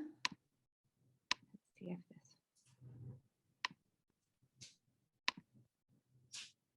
It's working. Does that work, Suzette? Can you see these? Perfectly, perfectly. Fantastic. Okay, brilliant. So I am here in Israel and it's really wonderful to be with you, and I'm going to whiz us through some clear perspectives from Israel and our experience. What I would like to do in the short time we have together is to really focus on two key areas, as Suzette said. The first is Israel's journey itself to become a global leader in Agtech, looking at some of the key drivers of what enabled Israel to emerge as a global leader.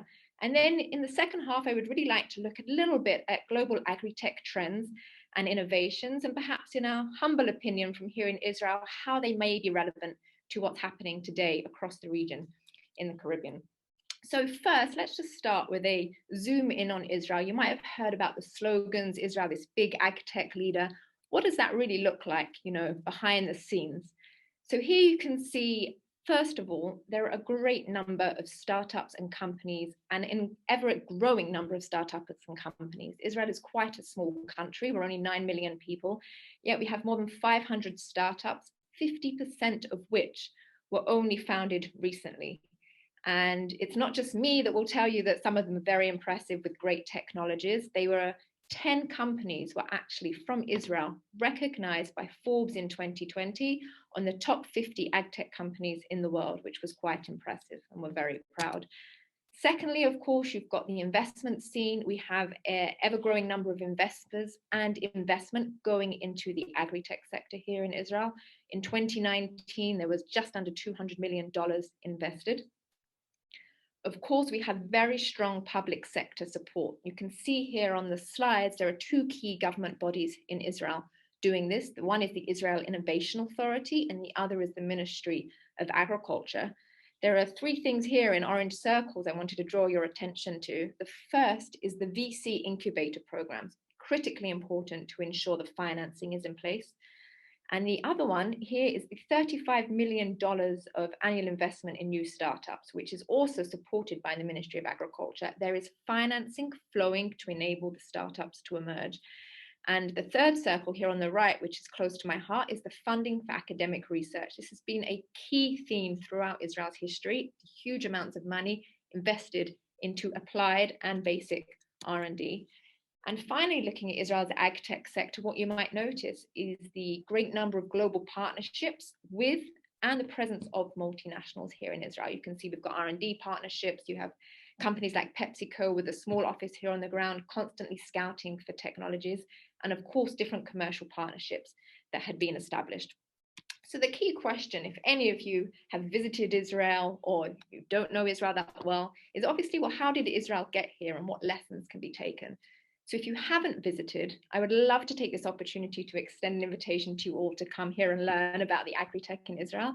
And if you have visited, you can back me up when I say that you might look at the Caribbean maybe a bit skeptically, saying, well, you know, there are so many challenges. Well, I can promise you that there aren't as many challenges as Israel faced. To say that Israel is leading in anything to do with agriculture is quite absurd, honestly.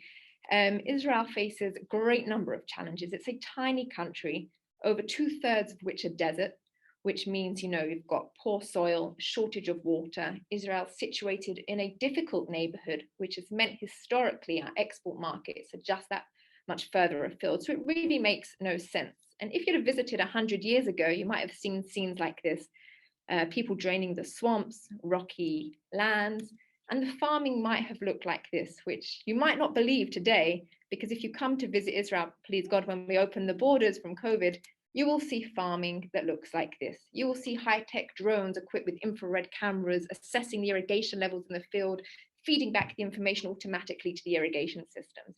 you will see the world's most productive dairy cow, which is in Israel, equipped with a GPS, like a system around its neck, connected to the telephone, so you can manage your cows from the comfort of your salon. And of course, you will see a lot of automation in the greenhouses. And this was not always the case. So really the question again, how did Israel do it? How did Israel emerge as a leader of Agritech?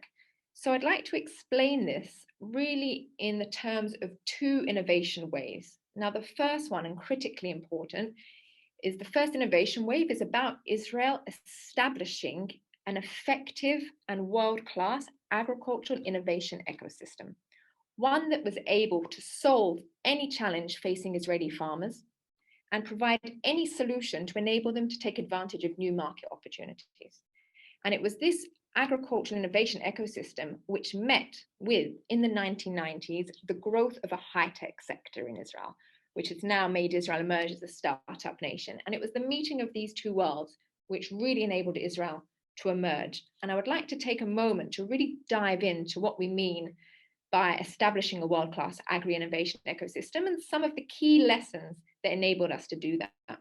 Now, the first thing I want to draw your attention to is the purpose of Israel's agricultural innovation ecosystem. The client and the focus and the stakeholder was the farmer or the agri-stakeholder. No questions asked. Everything was in service of them. And there were two key challenges, okay, two key purposes. The first was to solve any problem facing the Israeli farmer. So one day the farmer wakes up, he sees a new pest attacking his tomatoes. Well, that's it. The whole innovation system goes into overdrive to find a solution. The second purpose is to bring new solutions to enable farmers to take advantage of market opportunities. Everything in Israel is market-led and market-oriented. So for example, the farmers in the north of Israel identified an opportunity to produce and provide basil to the markets in Europe during the winter. However, it's too cold at night in Israel to produce basil. So once again, the innovation system went into overdrive to provide a solution for that. Now, I would like to share with you here, even though we have written a whole thesis on how Israel did this, which is published and you can read, I would like to share and distill it into 4 key points. What were the driving forces behind this successful agriculture innovation ecosystem? Here, the first on the top left is government leadership. I cannot stress enough the importance of having strong government leadership, which backs up its vision with budget. Now, budget for R&D, budget to support risk-taking, to enable the sector to really develop. The second thing, which is arguably a little bit uniquely Israeli over here on the top right, is what we've determined to be called the pioneer mindset. Now, you might all have heard of that quote, you know, necessity is the mother of all invention, and Israel faced so many challenges, so it was obvious. Well, I can tell you that Israelis, we are very stubborn people. We won't take no for an answer, and there's no such thing as impossible. In fact, one of the R&D innovators told me nothing is impossible until we prove it's impossible. And it's with that mindset that they really led the innovation. The third here in the bottom left is also critically important and was strongly emphasized here in Israel. And that was the investment in the development of human capital and expertise. I'm talking farm education, I'm talking the development of scientists and researchers, and of course, the extension officers that led it. And the fourth point down here on the right, which is very close to my heart and arguably the most important, is what we term here in Israel the golden triangle. This is how Israel's agricultural innovation system works. In the center, as I said earlier, you have the farmer, and the farm is the focus of all of the efforts. And around on the 3 points of the triangle, you have the national R&D center, you have regional R&D centers scattered across the country because Israel is very diverse. From the top of Israel, there's a little bit more water, and the bottom you go to the most arid desert. And on the third point, you have the extension services, and they all work together, communicating constantly to create the right solutions. Now, this is critically important because it enables the innovation ecosystem to do 3 key things. The first is to identify the right problem and to make sure you understand it and develop the appropriate solution. The second is it has a built-in adaptation function here with the regional R&D centers to make sure that the technology is appropriate and adapted to every locality in Israel and or abroad. And the third is to ensure dissemination, adoption. People keep saying to us, how do you ensure the Israeli farmers adopt the technology? Well, we have a problem holding them back. And it was this golden triangle, this agricultural innovation ecosystem, that in the 90s met with the key elements needed to establish the Agtech sector. The influx of these new entrepreneurs from other sectors, the emergence of Agtech incubators and accelerators, obviously the investment, which is critically important, and of course, government support. And so that's the element of Israel. Now, when you look at key agri-tech innovation trends today, what are we seeing here in Israel and what's getting us excited? Personally, I have to tell you that there are so many different technologies and so many avenues to go down. But what I think is the most exciting is seeing how the agricultural sector can harness advancements, technological advancements from other sectors. And I think there's no better example than that of artificial intelligence. Now, everyone might know about artificial intelligence, big data sets, and seen it revolutionize industries such as manufacturing or indeed transport. Now, what's exciting here is that artificial intelligence has the potential to revolutionize all elements of the agricultural value chain. But not just that. Until today, most AI applications in agriculture were repurposing algorithms from other sectors. So they were taking algorithms prepared for the transport sector and repurposing them for agriculture. Today, this year and last year, huge investments have been made both in the US and in Israel, where we secured big investment to establish dedicated agricultural R&D centers, bringing AI and ag together. So that's what's getting us excited today. And of course, speaking across the world, as in Israel, the key drivers of the ag tech sector and the technology trends are obvious challenges that all of us in the world are facing. And I believe it's a very exciting time for agriculture. And in closing, I would like to just focus this on the opportunity for the Caribbean. We believe, despite arguably obvious challenges that they're facing, there are huge opportunities in the Caribbean. We're Israelis, so we don't see the challenge, we see it as an opportunity, of course. The productivity gap across the region is huge, and we believe that technology has a huge role to play across the region in increasing productivity. At the same time, that will contribute to reducing regional food imports. And of course, looking to see how technology can really help you take advantage of the huge market opportunities that exist on your doorstep, such as the tourism industry that others have mentioned. And just from our perspective, I think it's worth mentioning, if you're looking at making this happen, you want to do it correctly with Agritech. And I think there are two key messages I would like to leave you with about how to make it happen with Agritech. I think the first is about local innovation. Innovate locally, build capacity for local innovation. The second is about adapting existing technologies. We really do not believe in the tech shopping approach. Say, well, Israel's got it. They've got a fantastic drone. Let's go head over to Israel, pick it off the shelf and plonk it into our context. No, it has to be done carefully. It has to be led by the experts. And more often than not, adaptation is essentially important to ensure success. And I will close, Suzette, on a note of optimism for all of us about investment, Agtech, and the region. We were approached in March, or maybe February, by the Honorable Minister, Michael Pintard from the Bahamas, Minister of Agriculture. And he said, you know, could you run a smart training course on smart farming for 70 Bahamian farmers? It'll be something small. And I said, not a problem. We can do that.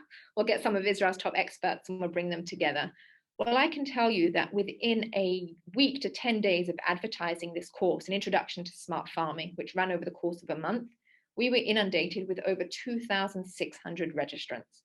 And over 92% of the people that did the survey afterwards indicated that they are actively considering implementing some of these technologies.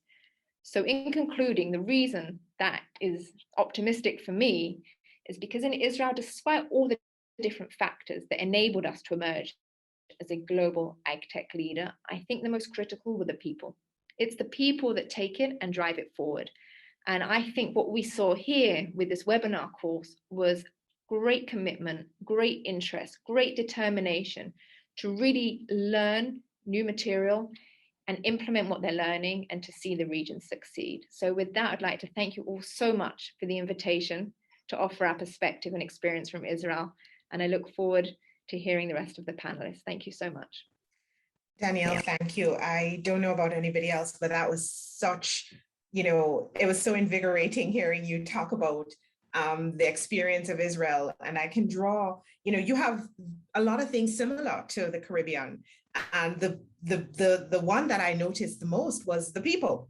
In the Caribbean, believe me, we don't give up either. We hold on tight and we make things happen, even when people tell us it's impossible. So I think if we start there, I would say that we already have one of the key ingredients for success for the Caribbean being an Agtech success in the future. Thank you, Danielle. We're going to hurry along now to Dr. Hussein. Roger, over to you. Hi, and good morning, everyone. Just verifying you are hearing me, Suzette. Perfectly, thank you. Yes, thank you very much for the invitation. It's a real pleasure to be here. Good to actually see Demi sitting and involved, and to see Patrick Antoine and a few of my colleagues. I will get straight into it. I would like to say that I enjoyed the presentation on Israel. And here I will speak about some of the things that those of us from the Caribbean know, but to make it really hit home and available to those of us that are logging in from different parts of the world. So thank you for the opportunity, and I will move straight into it.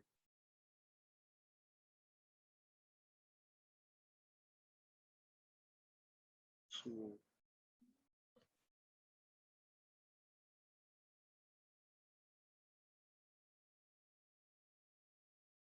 right, so why invest in the Caribbean?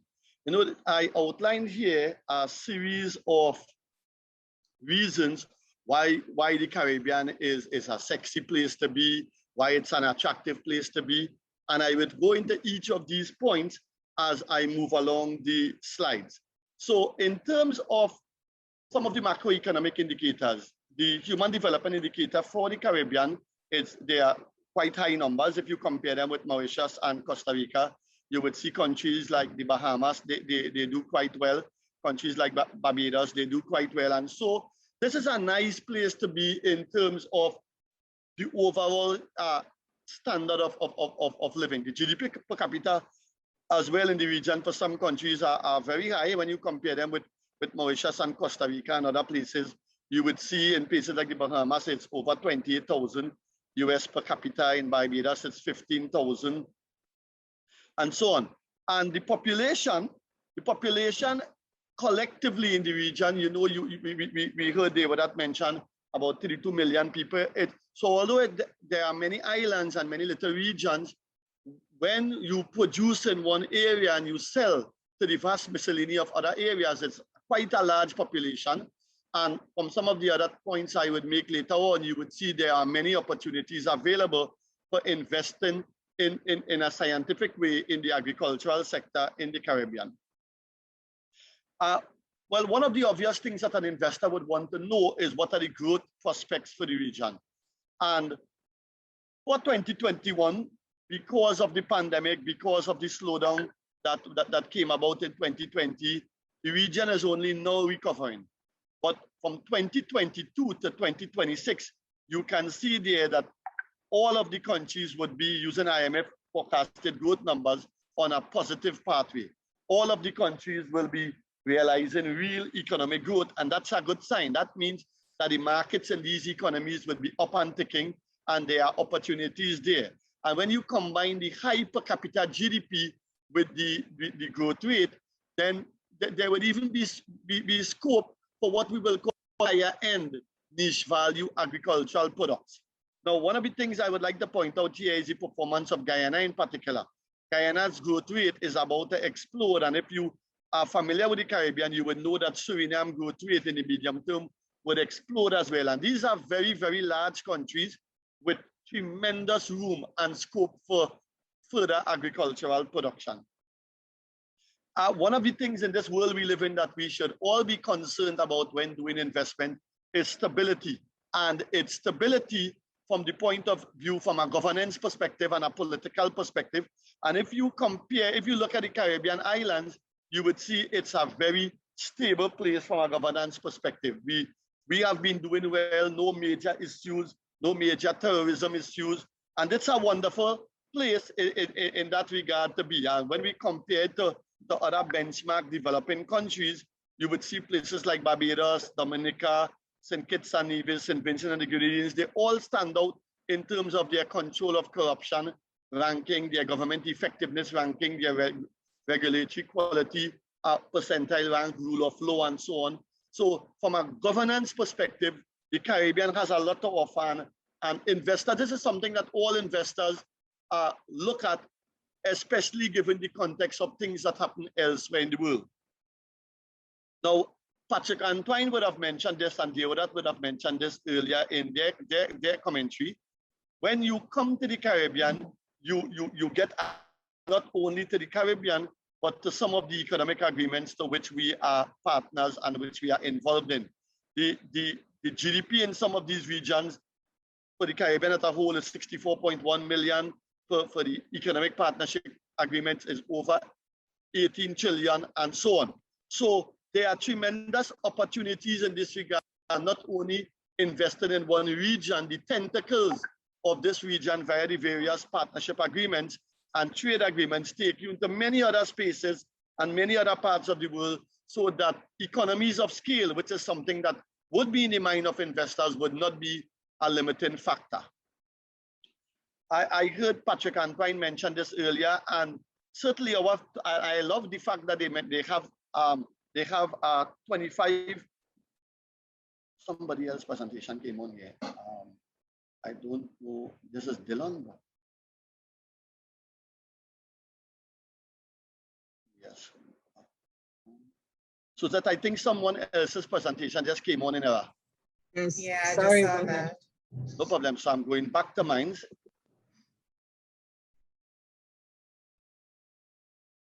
Right. So are you seeing my screen on food imports? Perfect. Right. Yeah. So I'm continuing. So food imports in the region, it's quite high, and I was happy to see Patrick Antoine mention something to the effect of 25%. They want to lower this by 25% by 2025, and that's good. And that shows that the region has a plan, and we will be backing investors to help enhance national food security and regional food security, because the COVID-19 really brought to the fore the importance and the urgency for us to increase regional food production. And in that regard, the various agencies and the regions as a whole would be there to help and facilitate and crowd in investments where possible. As you can see, the total investment, this is using WITS database, it's quite high. And so there is certainly room for investment in the food sector. When one looks at it from an agricultural export perspective, you can see that the Caribbean has a history in agricultural exports, and those of you all are familiar with the history of the Caribbean will know that that history goes back many years. And so there's a culture of agricultural production in the region for exports, and so there are opportunities there. There are already networks in place, marketing systems in place that an investor could capitalize on and make good use of in terms of investment opportunities. What I drew from a FAO document here that shows some of the areas in which the Caribbean has regional revealed comparative advantage. So you just quickly say for fish and seafood, you would see this is like the Turk and Caicos Islands. They have strong comparative advantage in fish and seafood. The Bahamas also has strong comparative advantage there. You would see that in production of milling, that Grenada has strong comparative advantage there, and certainly Anguilla and Antigua and Barbuda in beverages type of commodities. So there are areas in which the Caribbean has a good track record, and an investor could easily tap into these areas and expand production and benefit from the networks that exist. And we certainly would be pushing to encourage that type of thinking. This here shows the areas in which Caribbean products have export potential. And you can see that bananas, fresh or dried, are one of the areas, rum, sugarcane. You would also see some of the other areas here.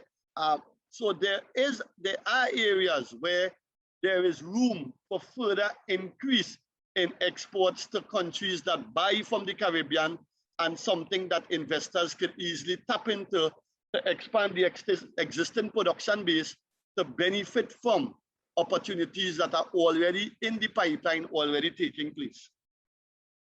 What about the infrastructure that exists in the Caribbean?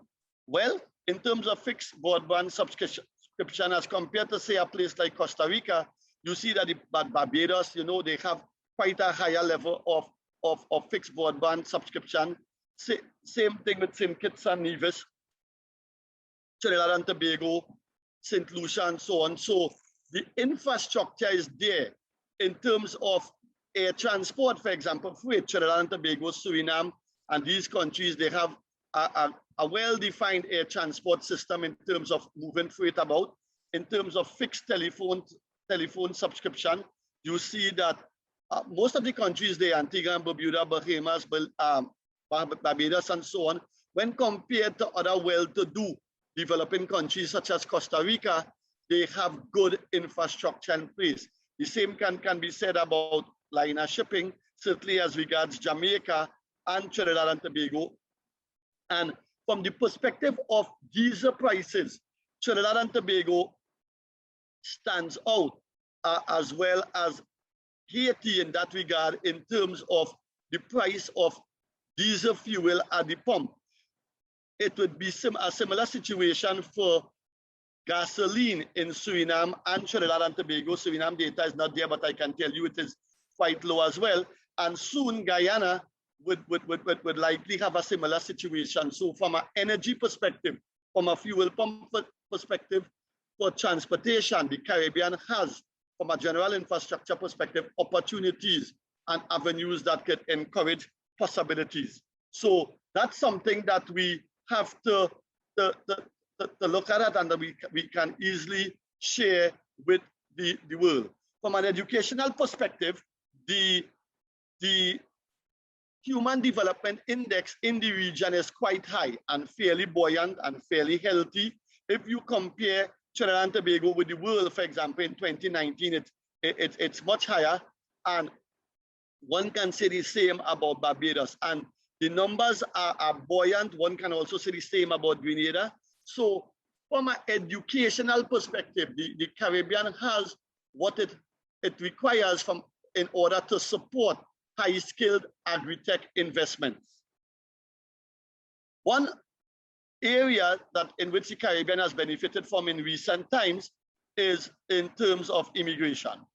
And the Caribbean has been receiving vast amount of labor from Venezuela. Venezuela, as we all know, there are a number of problems there that has encouraged or has forced as much as 6 million people to leave in the last 6 years. They have migrated to various parts of South America and Central America.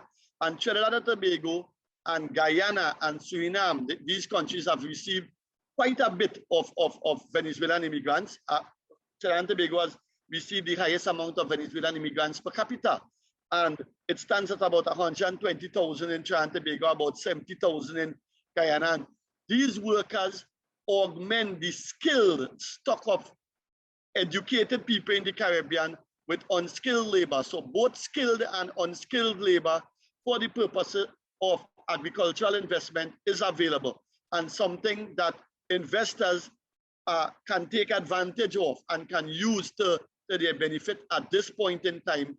And that trend is not likely to abate, given that 3 in 4 people in Venezuela, as it stands, I read a report yesterday, live below the extreme poverty line. Now, the Caribbean, and some people would have mentioned this before in passing, there are a lot of Caribbean nationals living abroad. So again, when you invest in agriculture in the Caribbean and in smart agriculture in the Caribbean, you are not just targeting the population of the Caribbean. The diaspora, most of whom maintain strong links with the Caribbean, most of whom support their people in the region, represent another avenue through which niche market export products can be sold. And many of the seasonings are produced in Trinidad and Tobago and Jamaica, goes abroad to the diaspora, and they enjoy these products. So what I'm saying is that when you come into the Caribbean and you invest in smart agricultural technology production, you have a market that is significantly larger than what you would see in the Caribbean itself.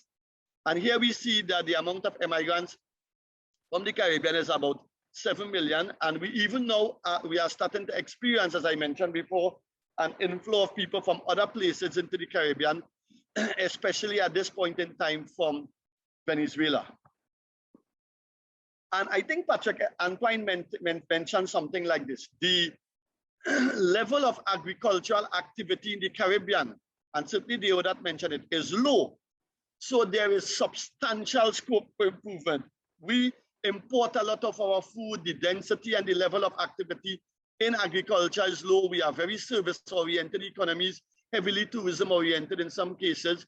And so investors in the Caribbean can capitalize on this opportunity here of low levels of agricultural production and high level of food imports, because there's a ripe, open, ready market there within the intra-regional Caribbean and certainly to the diaspora and other tentacles which we serve. And in terms of smart intervention, the individuals using the internet, the number of individuals that use the internet is also quite high.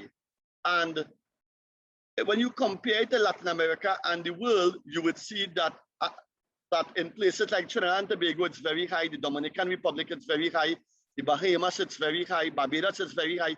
So that type of technological avenue is there that people going into smart agricultural investments could capitalize on and make use of.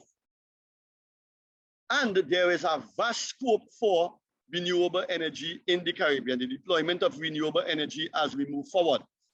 In some places, the potential is really, really high, as in Suriname and Guyana with geothermal. And in the OECS countries, Suriname and Guyana with hydropower, and in the OECS countries with geothermal power.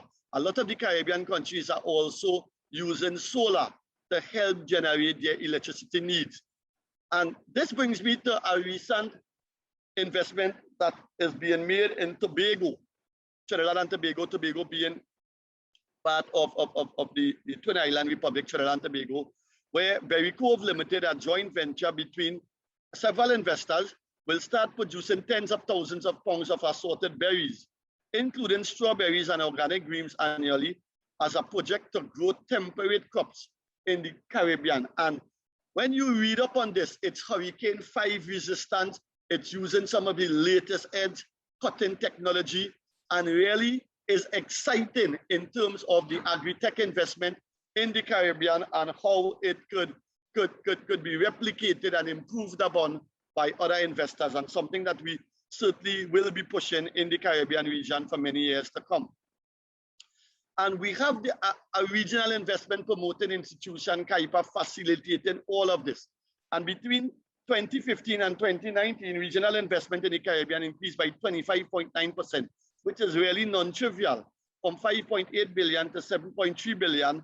And in that same time period, there were 247 foreign direct investments into this region. And so CAIPA is there. It's an umbrella institution. It's facilitating foreign direct investment in the region. We are happy to embrace and encourage and work alongside foreign investors to help promote agricultural development from a technological perspective in the Caribbean, for the benefit of the Caribbean, to give good return to investors. And we really look forward to pushing these type of opportunities.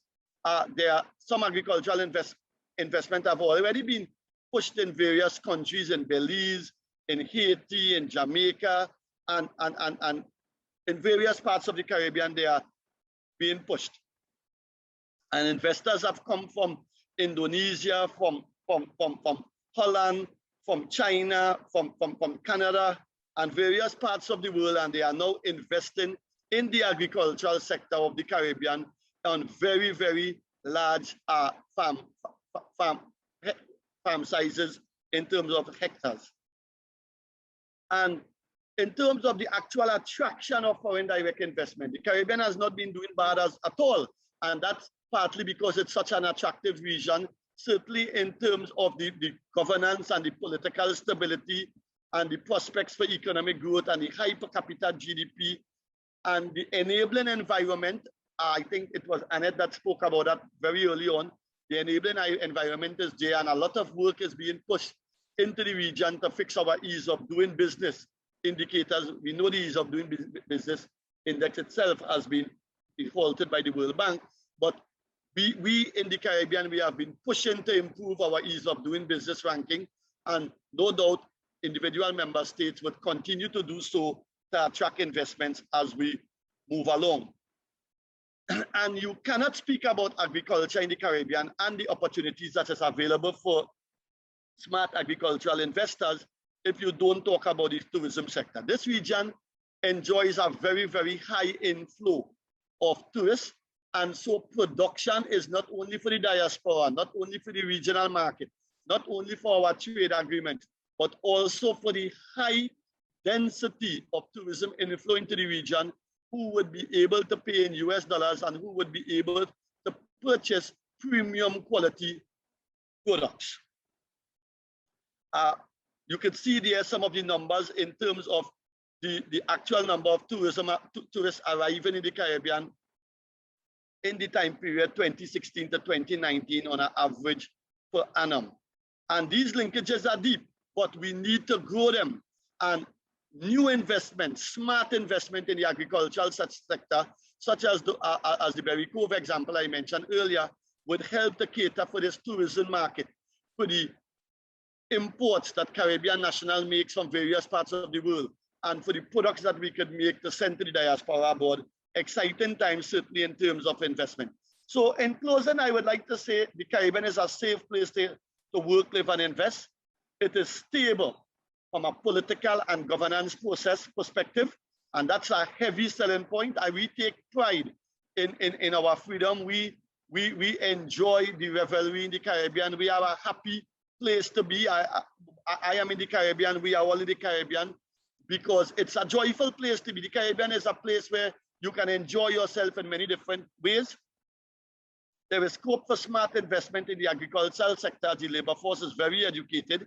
There is a low level of food production and a high food import, so that those two things combined provide real opportunities for investors. The region, as I mentioned, is engaged in several regional trading agreements. The diaspora is huge, and there is ample opportunity from a renewable energy perspective, and as regards the tourism market. So I would close and say, come and invest, enjoy the beauty of the Caribbean, and take it all in one go. So I thank you very much for your time and for listening. That was a mouthful. Thank you so much, Dr. Hussein. If I didn't know about the Caribbean, I most certainly have enough data, enough information here to make an informed decision. I'm going to ask our guests or delegates, if you have questions, please type them into the Q&A so that we can address them to our panelists at the end of the presentations. We have one more presentation coming up, and this is from our impact investor, Peter Dillon. I'm going to hand over to you now, if you could come on and tell us about what you're doing in St. Lucia.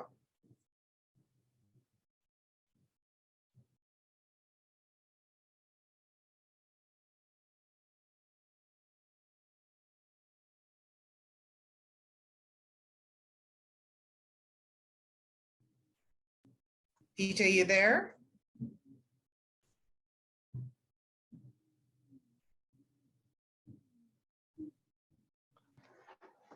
All right, while Peter sorts out his microphone, I'm going to pose a question to you, Daniel. We had quite a strong reaction online to you and to your presentation, and I mean, we understand why. It was very exciting hearing what happened in Israel and understanding that this is something that can definitely take place in the Caribbean. Two questions that we saw were, one, what was the role of donor funding? Were there donors, international donors? So we heard about partners, general partners like PepsiCo, but were there donors who participated in this work towards getting Israel to become a global giant in the Agtech industry? And what were the roles of the public sector as against the private sector? What were some of the companies who were engaged in this process? I mean, I know that's a mouthful, but another question that I have personally, when you were talking about establishing the ecosystem, and you talked about a world-class agri and innovation ecosystem and building the capacity for local innovation, I thought, okay, how do you do this? What would you suggest as a good place to start here in the Caribbean when we're talking about building an ecosystem for innovation? And Dr. Hossein, if you could come in immediately after Danielle and respond to a question that we have here in terms of the outlook for the region. So you spoke a lot about, our history in terms of the economic and social data, but things are looking a little gloomy going forward for several territories, for several countries. What are the distinctive features that you would propose to an investor speaking about economic development in the Caribbean going forward? Hopefully going forward in the post-COVID era. Maybe we can talk to have Danielle address her questions. Then we'll have Roger, and hopefully we can take Peter immediately after. Suzanne, I thought you promised easy questions, All right, I'll try and do justice to the three that you shot at me here. They're very interesting questions, and we could talk about them at length, but I will try and provide some concise answers to them. The first, about donor funding, is an overwhelming yes.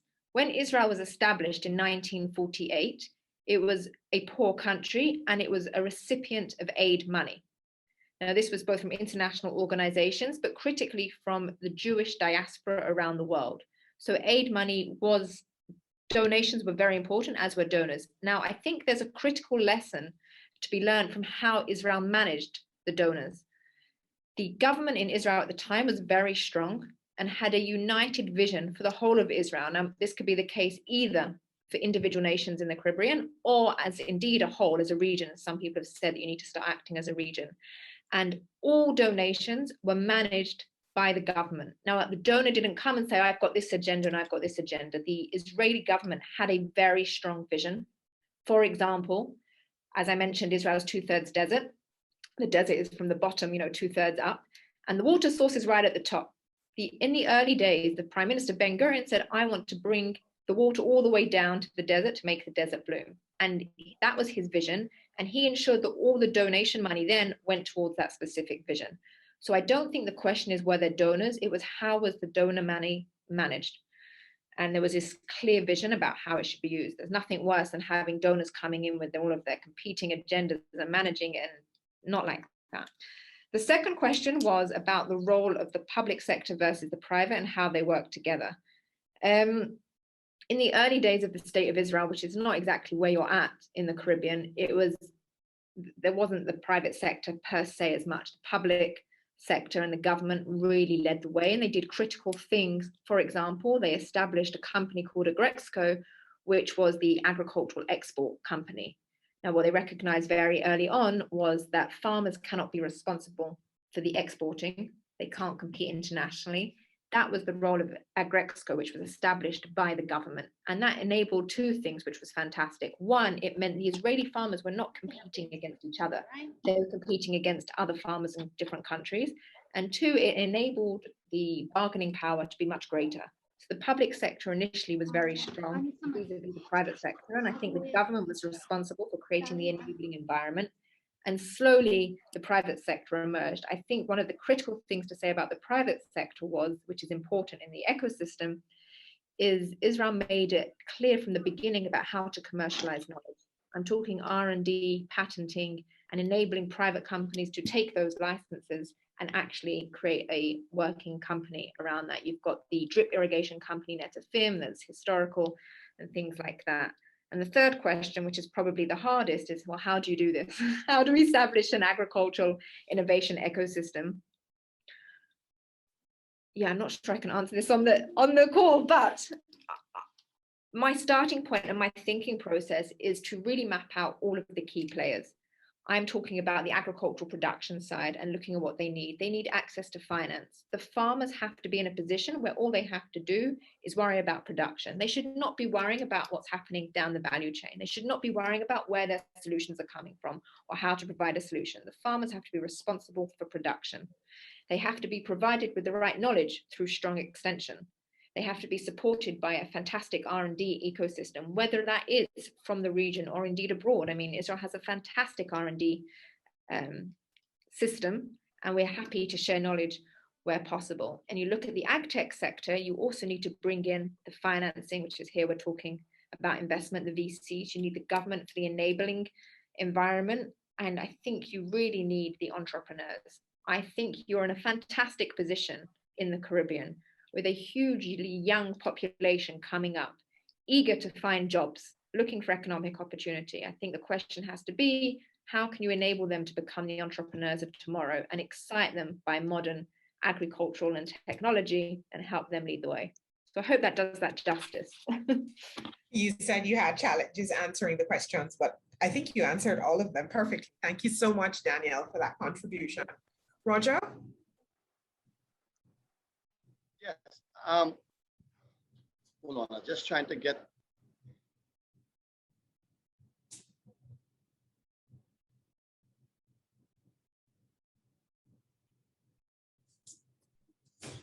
So, Suzette, what specific question has been posed to me? We're looking at the outlook for the Caribbean. Okay, all right, yeah. What are your perspectives on the outlook for the Caribbean? In terms of the outlook for the Caribbean, it's very bright actually, in my judgment, in the sense that I shared data on the IMF forecasted real GDP growth data. And after 2021, as the global economy starts to recover in terms of everyone becoming vaccinated and we deal with as much vaccine hesitancy as we can, there would be an increase in tourism. And as we know, there are several islands in the Caribbean, several of the regions in the Caribbean are very tourism dependent, so they would start to pick up. Then there is the outlook for Suriname, Guyana, and Trinidad and Tobago.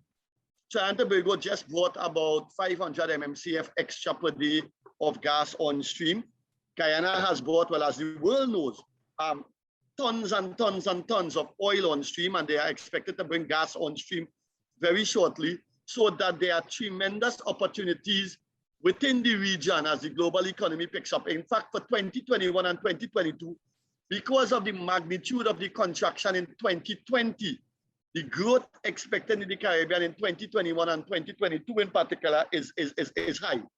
And the stability of that growth thereafter, in terms, just as we are seeing pent-up demand to some extent in the steel market, for example, where the steel prices are going out of sync with what we know. In a similar way, there would be a kind of pent-up demand for travel after this year. I mean, people are just itching to go on a plane in some cases. And so the Caribbean, in terms of the numbers that I am familiar with, in terms of the Economic Intelligence Agency forecast, in terms of the World Bank forecast, and in terms of the IMF and the Caribbean Development Bank forecast, I think we are in good hands in terms of a reasonably strong medium-term growth. I'm sorry I didn't see the question, but I'm glad you asked me, Susan. Thank you. Thank you very much for that one, for that, Dr. Hussein. I'm going to hurry now to give Peter a chance to talk to us about his project in St. Lucia, or rather his mission in St. Lucia, and impact investing. Peter?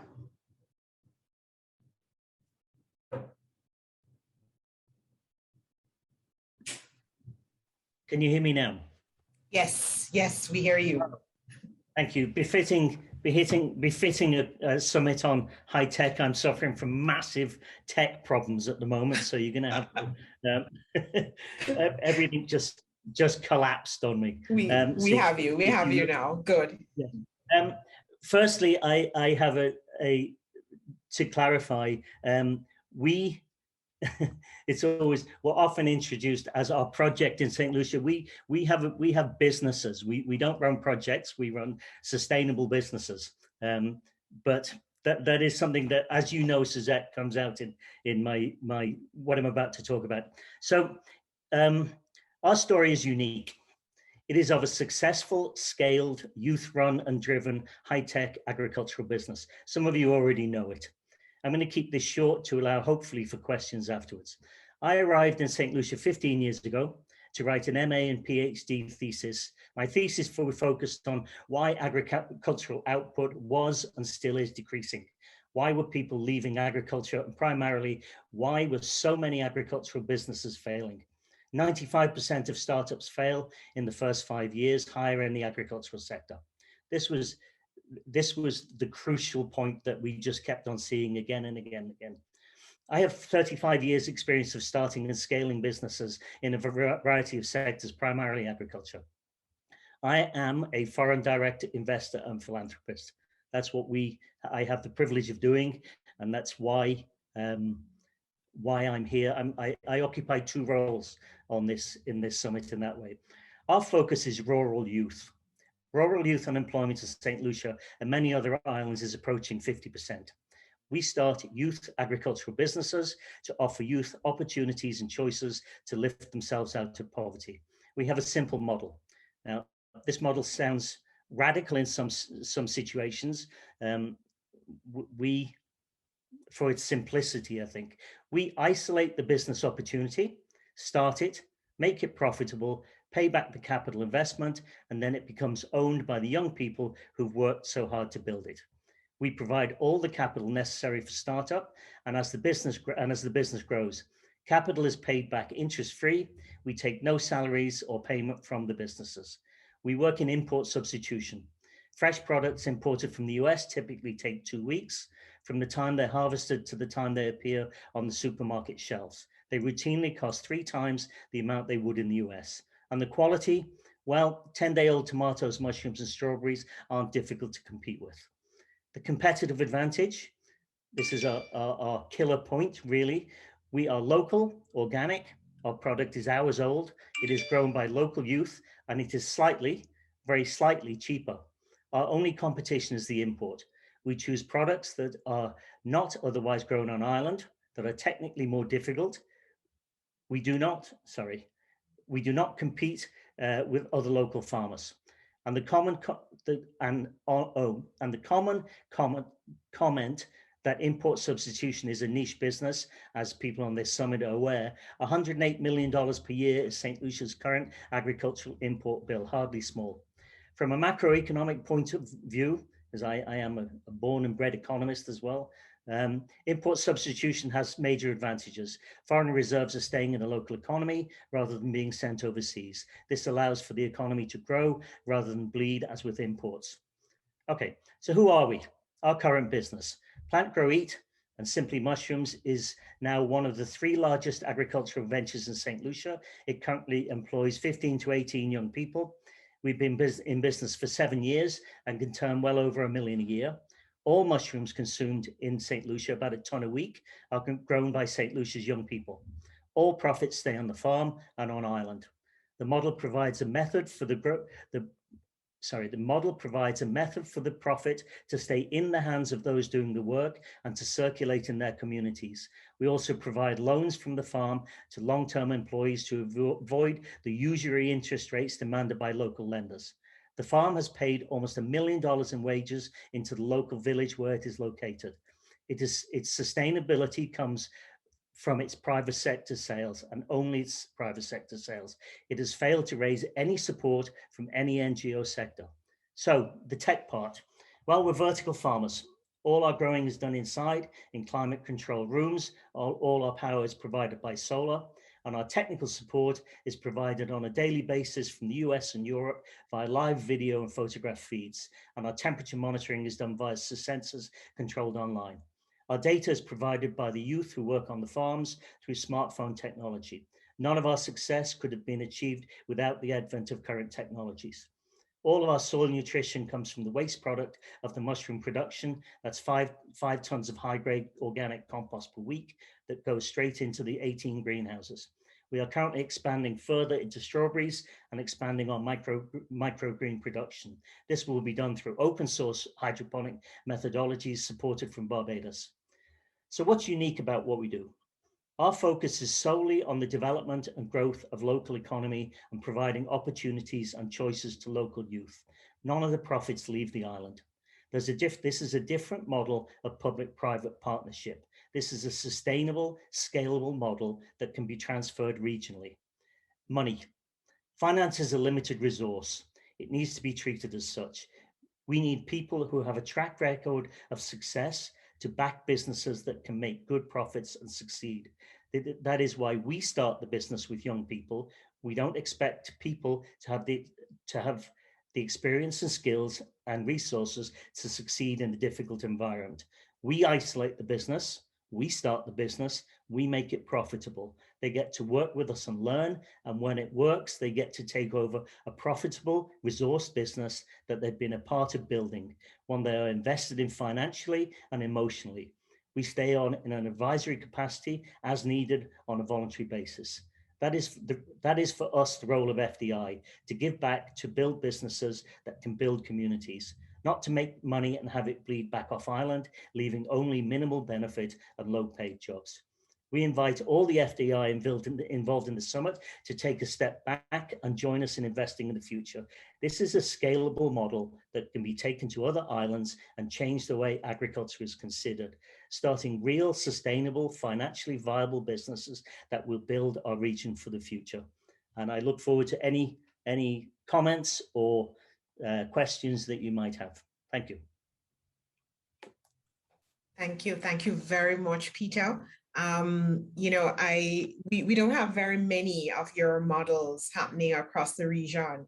Prior to the event, when you and I spoke, we talked about investors coming in and setting up and employing people and paying them a wage. The way you operate is that you involve young people as almost co-owners to the business. So they're partners with you in the development of the business. How would you suggest for the rest of the Caribbean that we multiply that kind of initiative? How do we sell other investors into a vision similar to what you have been undertaking? Thank you. I think this is the question that we've thought about and we think about almost on a daily basis. The key to this is there's a couple of key issues. One is giving back, and one is the issue of skill. The agricultural output in St. Lucia has dropped in the last 8 years, and if we take increase in agricultural output as the key indicator of agricultural development, then we have to say that all of the development projects that we have done in the last 8 years have failed. Now, we put $8 million per year in agricultural development money into agriculture. Now, the first issue is, why are we backing failing projects? And why are we not backing successful businesses? So that is a discussion for another forum, but one of the key ones for us, the redirection of available resources. But what we get out of that is that we have there's a lot of people, a lot of business people, and a lot of people in the diaspora who are very successful business people and are looking to give back to their communities and their islands. This is where the public-private partnership comes in. The issue is, how do we work with young people to establish million-dollar businesses? Because we need businesses that are big enough that when people leave, they can sustain themselves without losing their institutional knowledge and their base. We are very fortunate. We get to do it philanthropically. But the key thing, that is a sideline point. The key piece in the middle is this public-private partnership. We start sustainable private sector businesses. If they don't make money, we don't do them. I mean, there's the crops that we do. We chose mushrooms quite simply because they were 3 times the price in St. Lucia that they were in the US, and they were horrible, absolutely horrible. We built an import. The import figure was about £400 a week, which was we would have lost money on, we turned that into £2,000 a week in 3 years. So the opportunities are there. The problem is this intermediary person that is needed to actually mentor on a daily basis and work with young people to teach them how to run businesses. So it's yes, we are on a mission. We've been on a mission for a long time. Thank you very much. I mean, I understand we work as Caribbean Export, we understand what it means to coach, to be a business coach, to handhold, and those are the firms that tend to have greater levels of success because they have a partner who's right there holding their hands through the process. That's really critical. It's not about just giving people money. It really is about being a development partner in a meaningful way. All right, we've run out of time. There are a couple of other questions I see, but unfortunately, we're scheduled to end at 12 o'clock. I want to say thank you to our panelists. Thank you to Danielle for bringing to us the story of Israel and for, you know, imbibing us with even more hope that the Caribbean can share that platform very soon. You know, that in another couple of years when we bring you on, it will be to tell you that, listen, the Caribbean is right there with Israel. Thank you so much for that. Roger, thank you for bringing to us information that investors need to know about the Caribbean. You know, we hear a lot of negative things and people hear only about tourism. But today you talked a lot about the stability, the economic stability of the Caribbean and the outlook for the region. Peter, we just want to multiply you across the region. We'll figure out the technology to do that in our session on Thursday. Hopefully you'll come back and join us. Thank you very much to our panelists and thanks to everyone who is listening. Over to you, Damie. Thank you very much, Suzette, and thank you once again to Danielle, Peter, Dr. Hussein for those interesting insights. And thank you, Suzette, for actually bringing us back on schedule. So what we're going to do now is we're going to have a 1 hour break. I don't want to call it a lunch break because I know there are some of us in Europe so it might be an afternoon tea break. It might even be a dinner break. So we're going to break for 1 hour and then we're going to come back. And when we come back, we're going to jump right into our country presentations, which is really, really interesting for those of us investors who are looking at particular markets. This afternoon, we'll have a presentation from the Honorable Aldi Shaw from Jamaica, as well as the Honorable Charles Misick, Premier of the Turks and Caicos Islands. So if you are interested in learning about these two markets in terms of Agtech investment, I encourage you to stay on. The meeting will remain open, so you don't have to leave and come back. So I wish everybody a good lunchtime, good afternoon tea, good dinner, and we will see you all back at 1 p.m. Caribbean time to jump right into the Jamaica and the Caicos Islands country presentations. So have a good one.